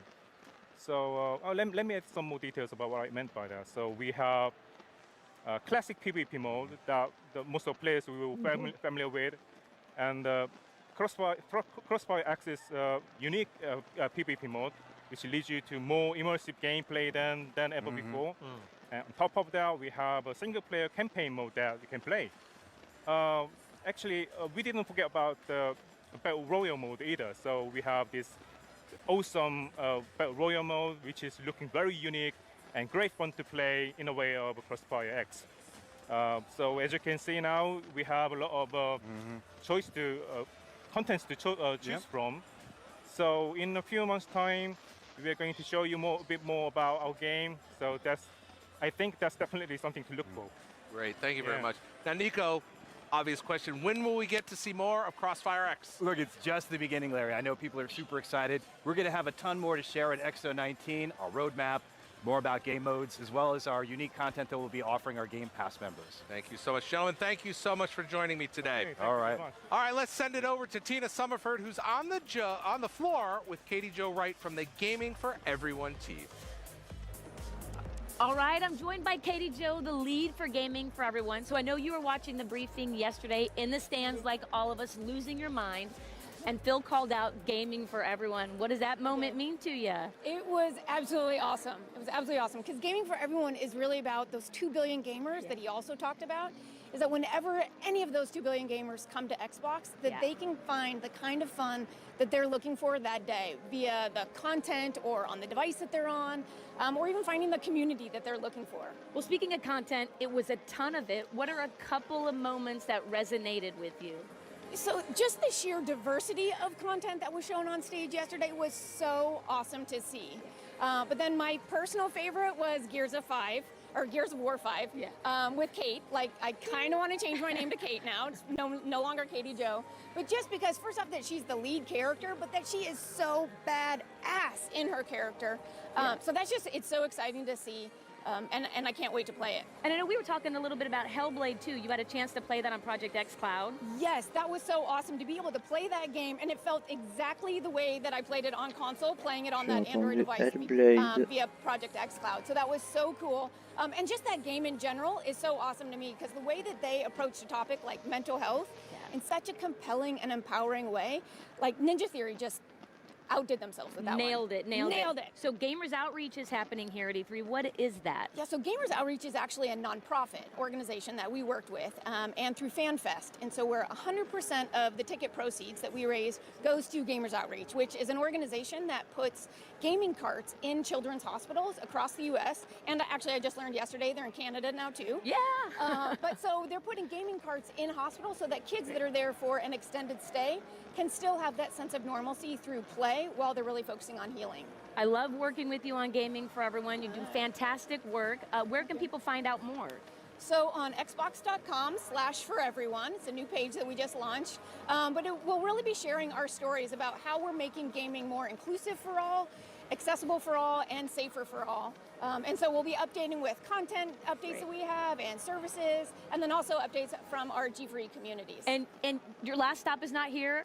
You're going to be on Mixer tomorrow, so tune in to Katie Jo on Mixer tomorrow. Back to the stage. Right, see ya.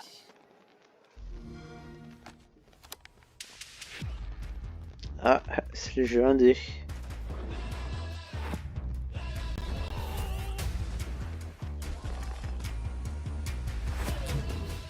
Alors, ça je veux. Attends. Bon, ça je sais pas.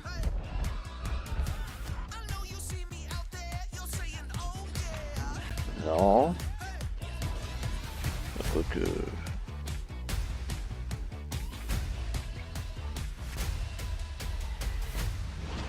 Ça, je veux bien essayer. Ça, je sais pas.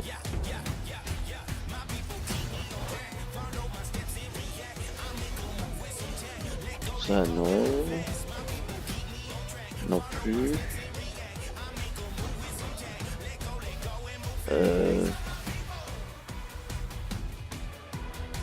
Ah, ça c'est non, non direct, non. Non plus. Non. Non.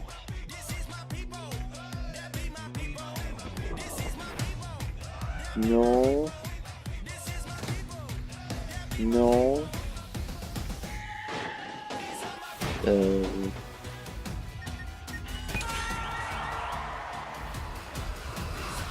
sais pas.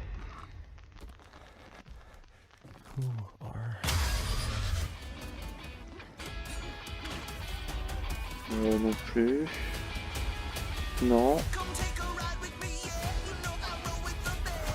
Non. Quoique...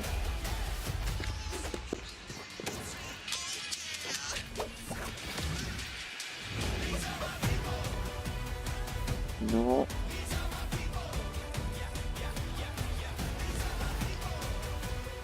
Non.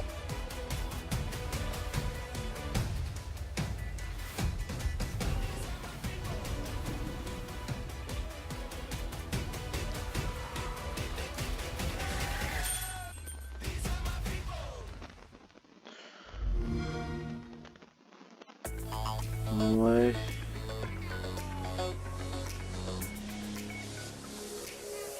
Now here's the guy that helps us get all of those games. Chris Charla from ID at Xbox is here. Welcome to the show, neighbor. How's it going? We live in the same neighborhood. Shout out to the Wallingford, 9813.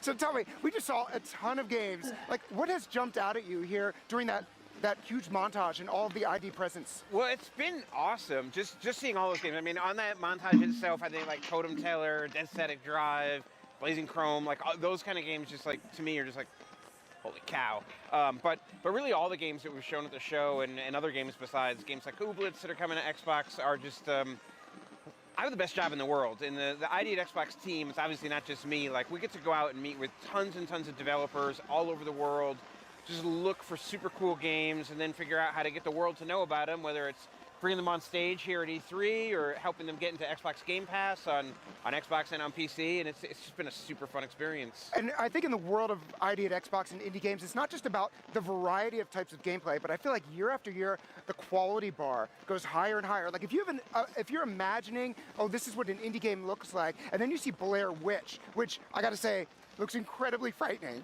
Right. It's continually impressive. Yeah, it's amazing. Like we like both the work that teams are doing, and then the work that honestly middleware providers are doing, like GameMaker and Unity and Unreal.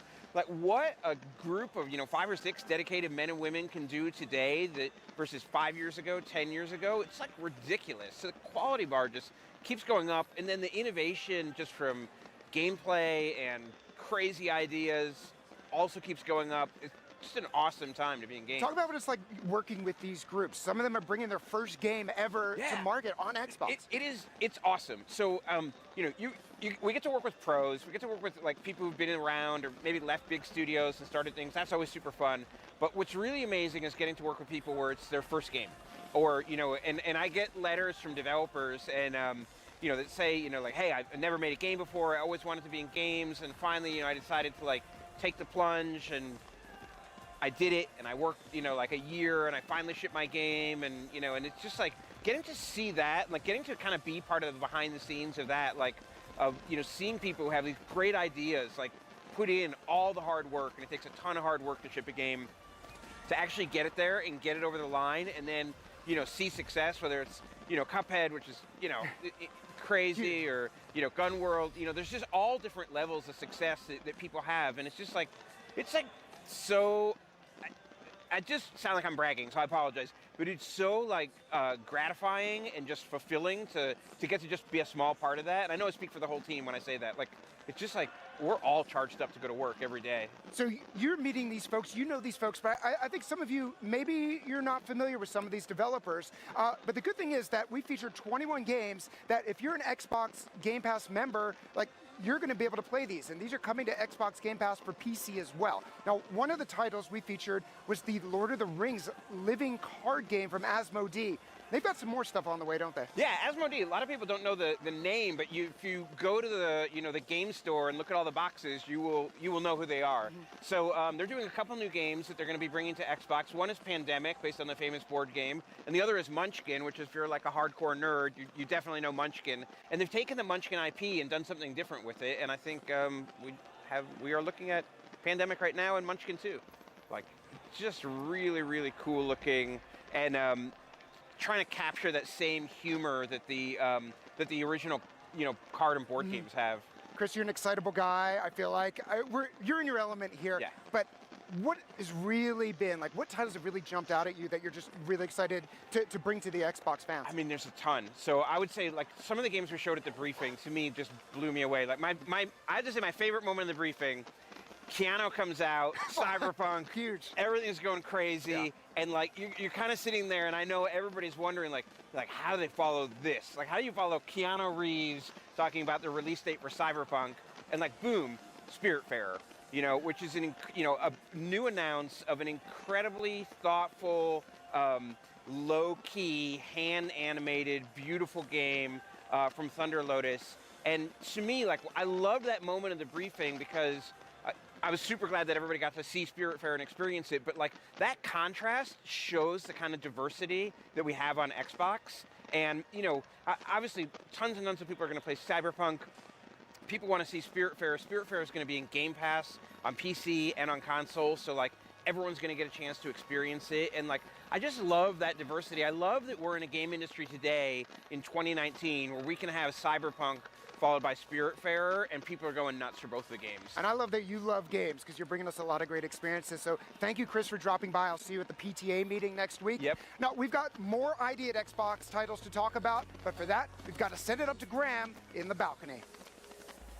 Meeting, that's fantastic stuff. All right, everybody, I'm here with Tim from Rebellion. Now, you just announced Zombie Army 4 Dead War. Yep. Congratulations on the name, first of all. Thank you very much. Absolutely amazing. That's what it says on the tin. Absolutely. And we're going to show you gameplay for the very first time. J'espère que ce sera pas comme ça pour la conférence Square Enix. In the sequel. So it's our follow-up to, as you guessed, Zombie Army Trilogy, which is a 1 to 4 player cooperative shooter set in World War II, an alternative version of World War II in which Hitler has raised the armies of the undead to, fight against the Allies. And it's very much a kind of a tongue-in-cheek horror shooter, and it's a huge amount of fun. And we've got loads of new stuff in the sequel. We've got new melee combat. You can do sliding tackles to take out the enemies. Nice. We've got upgrade paths for all the weapons and for the characters as well, perks and skills and things. So there's a lot more depth than we had in before in terms of what you can do in the game. Loads of really cool things like new enhanced kill cams, slow-mo bullet cams, trap cams. There's nothing better than seeing like a group of zombies exploding in extreme slow motion. Right, I've always said that. And things like attachments that you can put on the weapons. So you've got like electrified rifles and shotguns and things. Nice. It's a lot of fun. One of the things I've always loved about Zombie Army Trilogy is the co-op. Yeah. Right, playing with other people. Yeah. Have you made any changes to that? Well, we've pretty much enhanced every aspect of the game as far as we can. So fans of like Sniper Elite 4 will be familiar with the feel of the ballistics and the gunplay and things. And so there's loads more detail in the gameplay, and the ways you can take out the zombies together are hugely enhanced. One of the interesting new quirks we put in is like instead of having to wait for your buddies to heal you when you go down, which is obviously an established thing in co-op games, we've got one of the perks. You can actually like revive yourself if you manage to just take out one of the zombies at the last minute while you're downed. It adds an extra little frisson of tension to the game. And tell us about the state of the world in Dead War. Like, so what are some of the environments we're going to see? So we are set in and around Italy, Southern Europe. We're venturing in other areas around the Mediterranean. So the footage you're seeing here is from the first level in the game, which is in Milan and a train station. And everything kind of kicks off again at this point. You may have seen a glimpse of our flamethrower heavy there. We've got a whole bunch of new enemies in the game, of which the flamethrower heavy is a particularly formidable one, and one of the big differences in the sequel is like not only do you have to take down these enemies, but when you finally do, you get to pick up their weapons as well and deal with them. So like a flamethrower, horde of zombies. It's the perfect combination, let's be honest. It's a happy moment. All right, Tim, thank you so much for coming by and showing it. My pleasure. Let's send it over to Jeff for another game that features some more very bitey foes. All right, Graham, you know how it is with zombies. You think it's over, and then you turn around, and there's more. Can't be too safe. Okay, when we're talking State of Decay, Wonder Russell always joins us from Undead Labs. You're the developer of State of Decay, and yesterday fou de you State of revealed Decay, a je brand new veux la expansion for the game with a really cool trailer. glorifier. I would say it was the best one in the series. But the environment looks pretty familiar. Absolutely. Heartland is our biggest expansion yet. It's an all-new story-driven Tu adventure, me and it is set in gonfles. the iconic location of the original State of Decay, Trumbull Valley. All right, so let's talk about this story stuff, because State of Decay 2 in the main game, there was a lot, you made your own story, is how I would say. Absolutely, yeah, very sandboxy. But here, you've created a narrative, so talk about how that works. Right, so it definitely is at its core. It's narrative-driven with storylines that have branching paths. So players will start with one of two sets of surviving characters. You can play as Quincy. He's an ex-con who's now a member of the network. I respect that he's still wearing the tie during the apocalypse. Yeah, absolutely. He's got to look sharp. Yeah. Oh, yeah. And or you can play as Larice, who's the long-lost daughter of Mickey Wilkerson, who also features in Heartland, and she's accompanied by her aunt Fiona. So both starting survivors have about 8 hours of gameplay in their story arc that culminates in the Gauntlet. And so altogether, players are going to have about 16 hours or more to immerse in Heartland. And, you know, in true State of Decay fashion, they might not all survive. Your experience Nope. might be different than mine. No, actions have consequences, permadeath is real, and the game will change a little bit based on what survivors live, die, and also, more importantly, who you recruit. So the NPCs in Heartland are really special. They're handcrafted, they're really important, and they come with new traits. You're going to want to get them to build the biggest, most badass base at Jurassic Junction in the whole franchise. All right, so let's talk about Trumbull Valley. This isn't your father's Trumbull Valley. You didn't just drop this story into the existing Year One Survival This isn't Edition map. Sasquatch's Trumbull Valley anymore. All right, so tell us about what you've done to Trumbull Valley. 18 months has elapsed, and things are a lot different.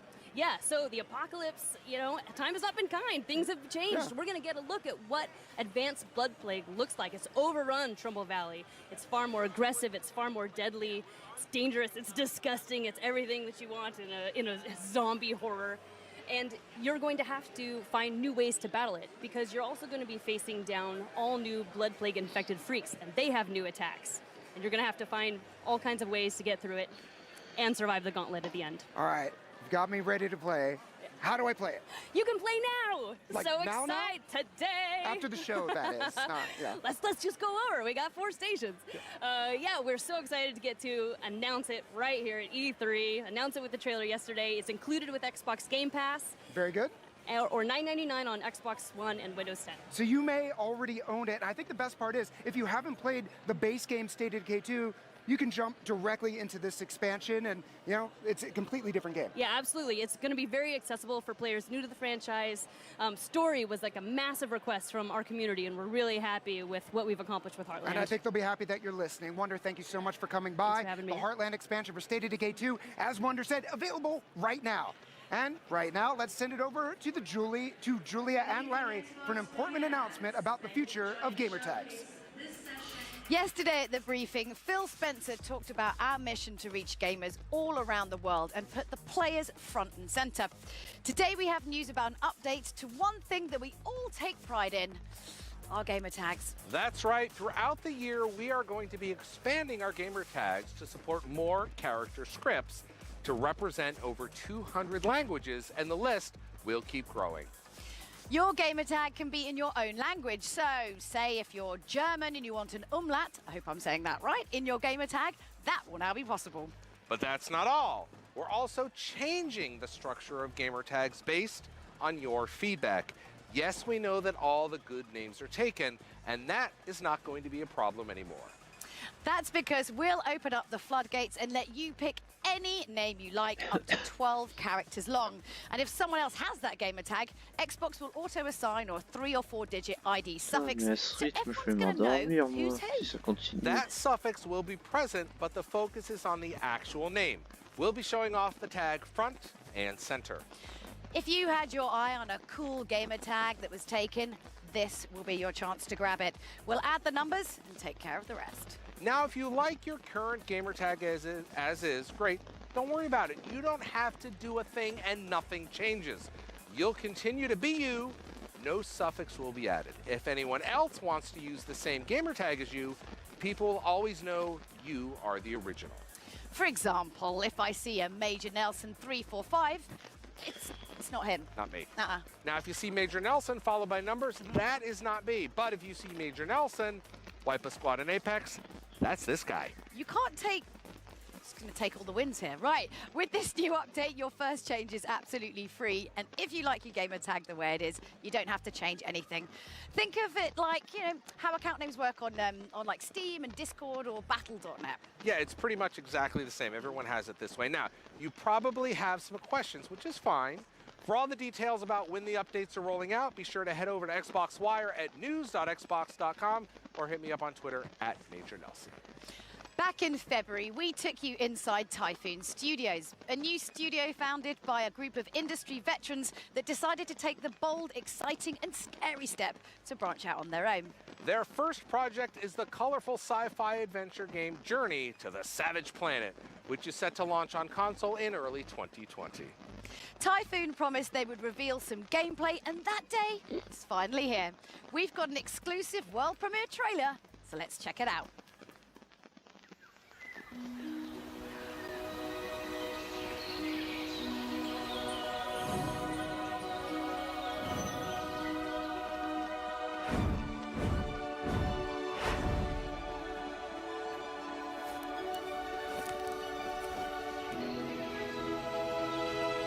C'est quoi, c'est No Man's Sky?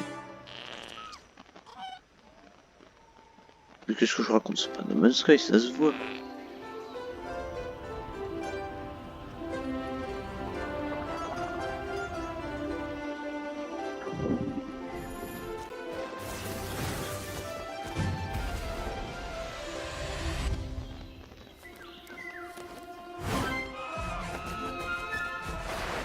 Ouais, non, je confirme, c'est pas No Man's Sky.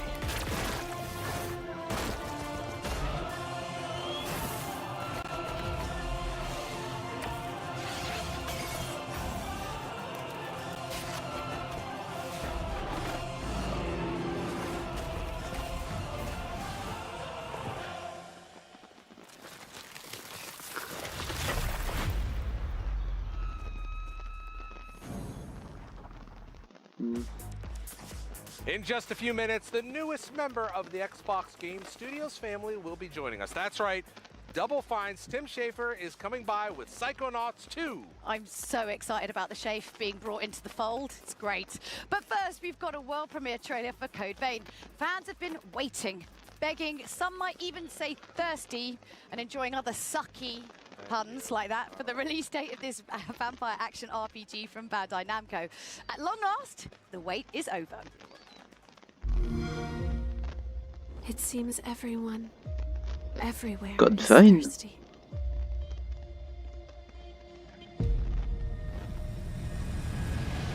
There is a spring that will cure that thirst. One that weeps tears of blood. That's what they said, anyway. The Red Mist showed up a short time after the Queen was defeated. And when it did, it trapped everyone and everything inside. The truth is, we don't have a lot of hope without you. Revenants need to have blood. Without it, they turn into those creatures we call the Lost.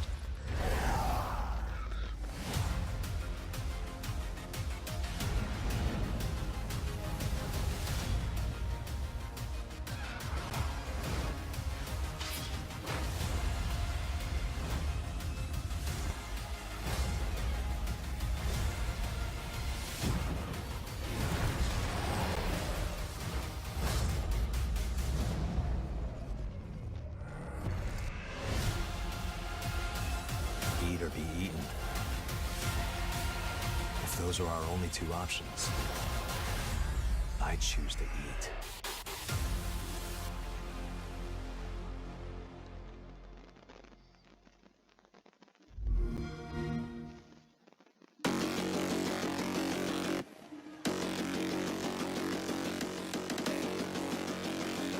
There you go, Code Vein arriving September 27th, and I, for one, can't wait. Now, last year, we announced 7 teams would be joining the Xbox Game Studios family. And this week, another very special one was welcomed into the fold, Double Fine Productions. And I am very honored to be joined by the founder and CEO of Double Fine, Tim Schafer.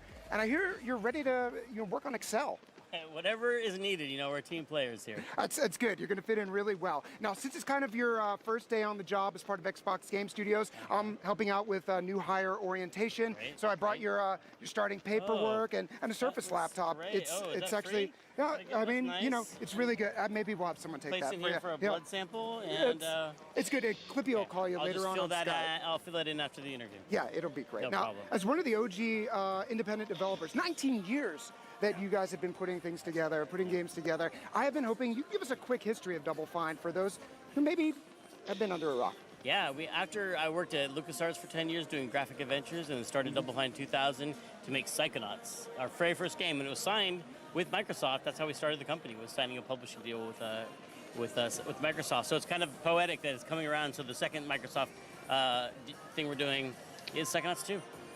So as I first found out about this deal, I was thinking about your past library, and personally, stacking is one of my favorite games. I love Costume Quest. My kid is playing Gang Beasts. There's people who, Psychonauts is one of their favorite games, or Brutal Legend, and I feel like if there's a theme to Double Fine's games, it's that there is no theme. So, and I was just wondering, like, what's exciting you guys right now in the industry, and where do you think you'd want to take things? Well, I think the unifying theme across all those is inspiration. Like whatever we get inspired by is what we pursue, and we've been very fortunate to be able to do that. And joining Xbox Game Studios means we'll be able to do that in a much more, to even a greater extent. Just following ideas instead of worrying about deals or chasing any sort of trends or anything like that. We can just think about what makes us really charged up inside. And think about a game like Stacking. That's a very unusual game about Russian dolls. You don't see that too often. Yeah, Lee Pitty just thought this would be a cool idea, and we prototyped it. We loved it, and now he's following. He did Headlander and Rad. Rad coming out this year. August 20th. And that's our main thing. Is that I think the most important thing is inspiring creative ideas and following those through. That's cool. So let's talk about Psychonauts 2. People are very excited to see more of it. The game was announced back in 2015. So what's it been like returning to this beloved title? It's really fun because the characters are really alive in my head all the time. You finish a game, you walk away, but you kind of think about them a lot because you spend so much time in their voices. And there were these story elements that we hinted at in the first game about Raz, who is a psychic and an acrobat. His family's all cursed to die in water, and we don't really go into why that was. And in the second game, we get to actually pick that up and explore his family history and explore why his family was cursed to die in water and how that fits into the larger plot of the Psychonauts themselves, the whole organization. So it's bringing a lot of story elements to their full realized form. So there was a VR game called Rhombus of Ruin, which, there's some canon information in here, and Psychonauts 2 picks up from that. So did you include any elements from Rhombus of Ruin's gameplay into Psychonauts 2, which is a very different type of game? Yeah, the story flows from Psychonauts 1, where at the end, the head of the Psychonauts, Truman Zanotto, is kidnapped, and then Rhombus of Ruin, you go and rescue him.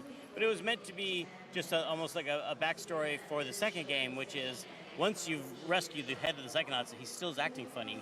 And you find out there's a mole in the Psychonauts, and you find out that someone is trying to bring an old psychic villain back to life. And there's a lot of this, finding out that this organization, the Psychonauts, international spy organization that uses psychic powers to do powerful works of spy work, is in trouble. And Raz, who has tried to be a member of this organization all his life, now has to help them survive. Okay, and it's his first day on the job. He's got a new suit. So what can you tell us about what's working as a Psychonaut like?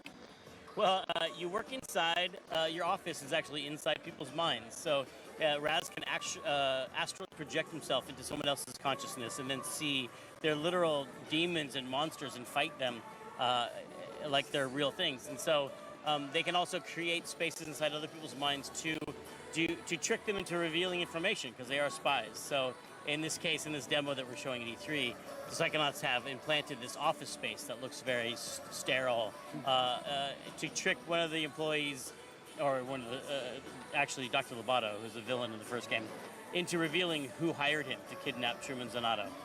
And so they create this mental space of an office, and then it starts to fall apart. And because Dr. Lobato's a dentist, it starts to get really dental very quick, and a lot of teeth show up. And you do. Yeah, and hopefully you're not afraid of the dentist because this level will give you nightmares. I've been putting that off for some time, but we have great dental here at Microsoft, That's so great. you don't need to Thank do you. that. Just gotta fill out that form.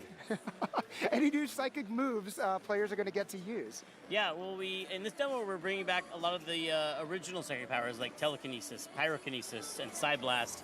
The game will have eventually more new powers, but for the old powers that you might be familiar with, we've enhanced them all and made them work better with each other so you can use them in combat very freely. And there's combat as you fight these demons and nightmares, and you get to switch back and forth between pulling away their weapon with telekinesis and throwing it back at another enemy, and using Psyblast on someone who's flying, and then burning some other enemies. And so they switch back and forth and combo with each other in interesting ways. So as we're waiting now for Psychonauts 2, please dig back into the Double Fine catalog. You'll have Rad later this summer, but there's so much to play. You're going to find a favorite game, and no two are alike. So Tim, I'm glad you're on the team. Thank you so much for coming by, and I'll see you at the company picnic. Awesome. Thanks for company picnic. Yeah. Oh, yeah. So yesterday's show closed with a Halo Infinite trailer that resurrected Master Chief and brought so many questions. Master right Chief. now, Bram is with someone that might just be able to answer them.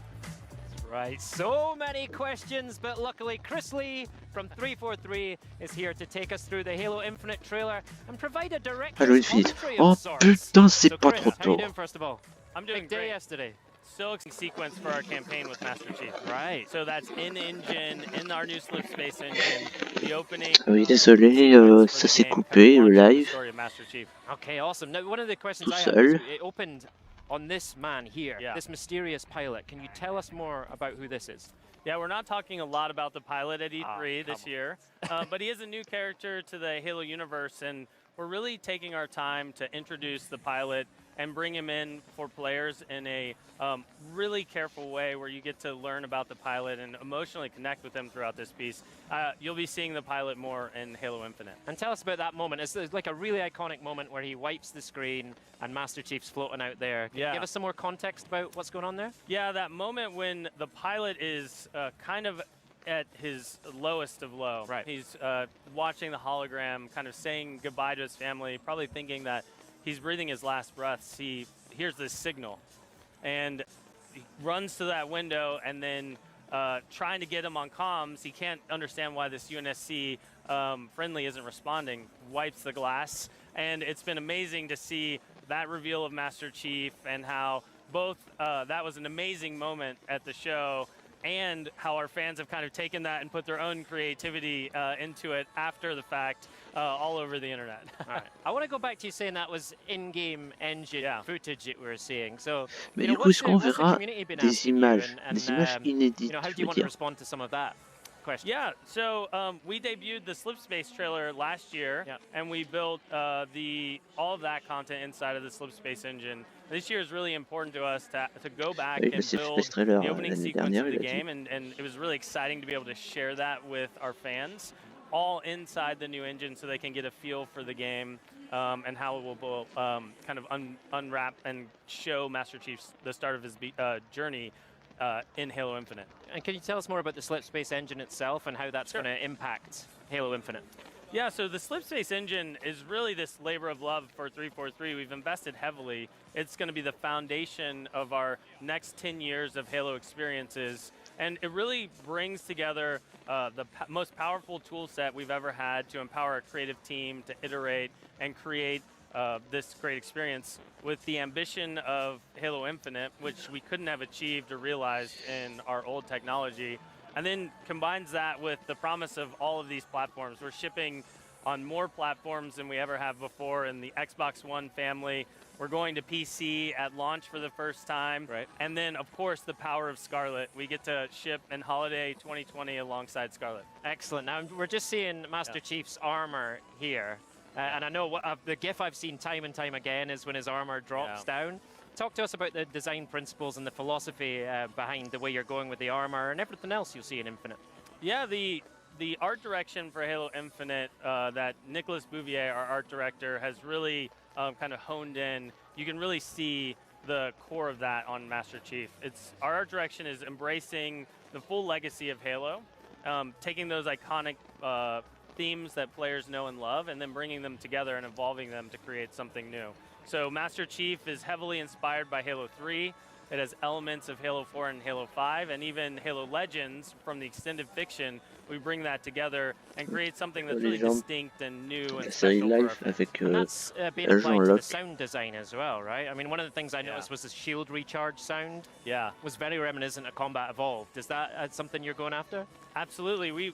Music and sound are so central to the identity of Halo. Absolutely. It's really hard to even talk about Halo without hearing the monks Absolutely. when you're talking about it. Marty O'Donnell and Michael Salvatore kind of set that tone and then had this iconic sound design like the shield recharge effect. And we really want to embrace that. And we have brought on board a new music supervisor, Joel Yarger, who is working with Curtis Schweitzer.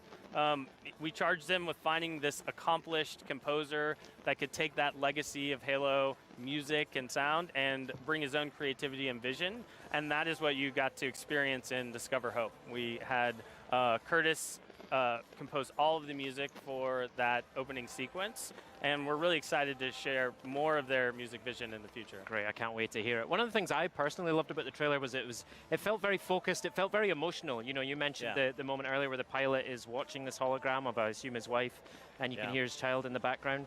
What was the thinking behind going that direction with the trailer? Yeah, we wanted to really embrace this great storytelling legacy in Halo. And we definitely wanted to be about Master Chief. Master Chief is the center of any of our stories, but we wanted to introduce the pilot and really connect the player to them in a deep way.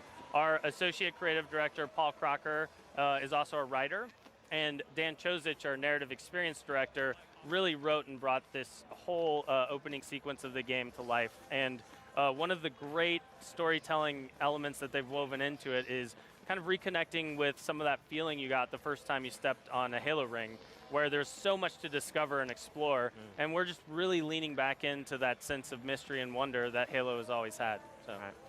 We're getting close to wrapping up, I'm afraid, but I'm going to sneak in another question. Okay, one more. Tell us about the end of the trailer. It ends on a bit of a cliffhanger. Can you tell us about, I know you're probably not going to be able to tell us what's next, but tell us about the motivation of Master Chief at Le that pire, point. c'est que je You know, comprends pas un mot de ce qu'il Yeah, dit. yeah. Pratiquement. We're definitely going to leave some of that shrouded in that sense of mystery and wonder, leave players with some questions, but that was a really important part of the trailer where Master Chief is going into a very Forerunner environment to kind of reconnect. All right, good to know. All right, and just very quickly, finally, what was it like being in the theater and hearing the fan reaction in the moment? Oh, it was amazing in the theater. It's at 343, we always really are motivated to build great things for our fans, and we spend a lot of time working on these experiences and this content to bring it to life. It's just so meaningful to be there and hear people and hear the excitement in the room and get to see that firsthand. It's really an honor to be able to be a part of that. Excellent. Chris, thank you so much. I've got more questions. I'm going to try and fit them in afterwards. Hey, we were talking earlier that there's a really, really amazing blog post on Halo Waypoint. So head over there, read that, and lots more information there. All right, we're almost done here. Oh, it went by so quick.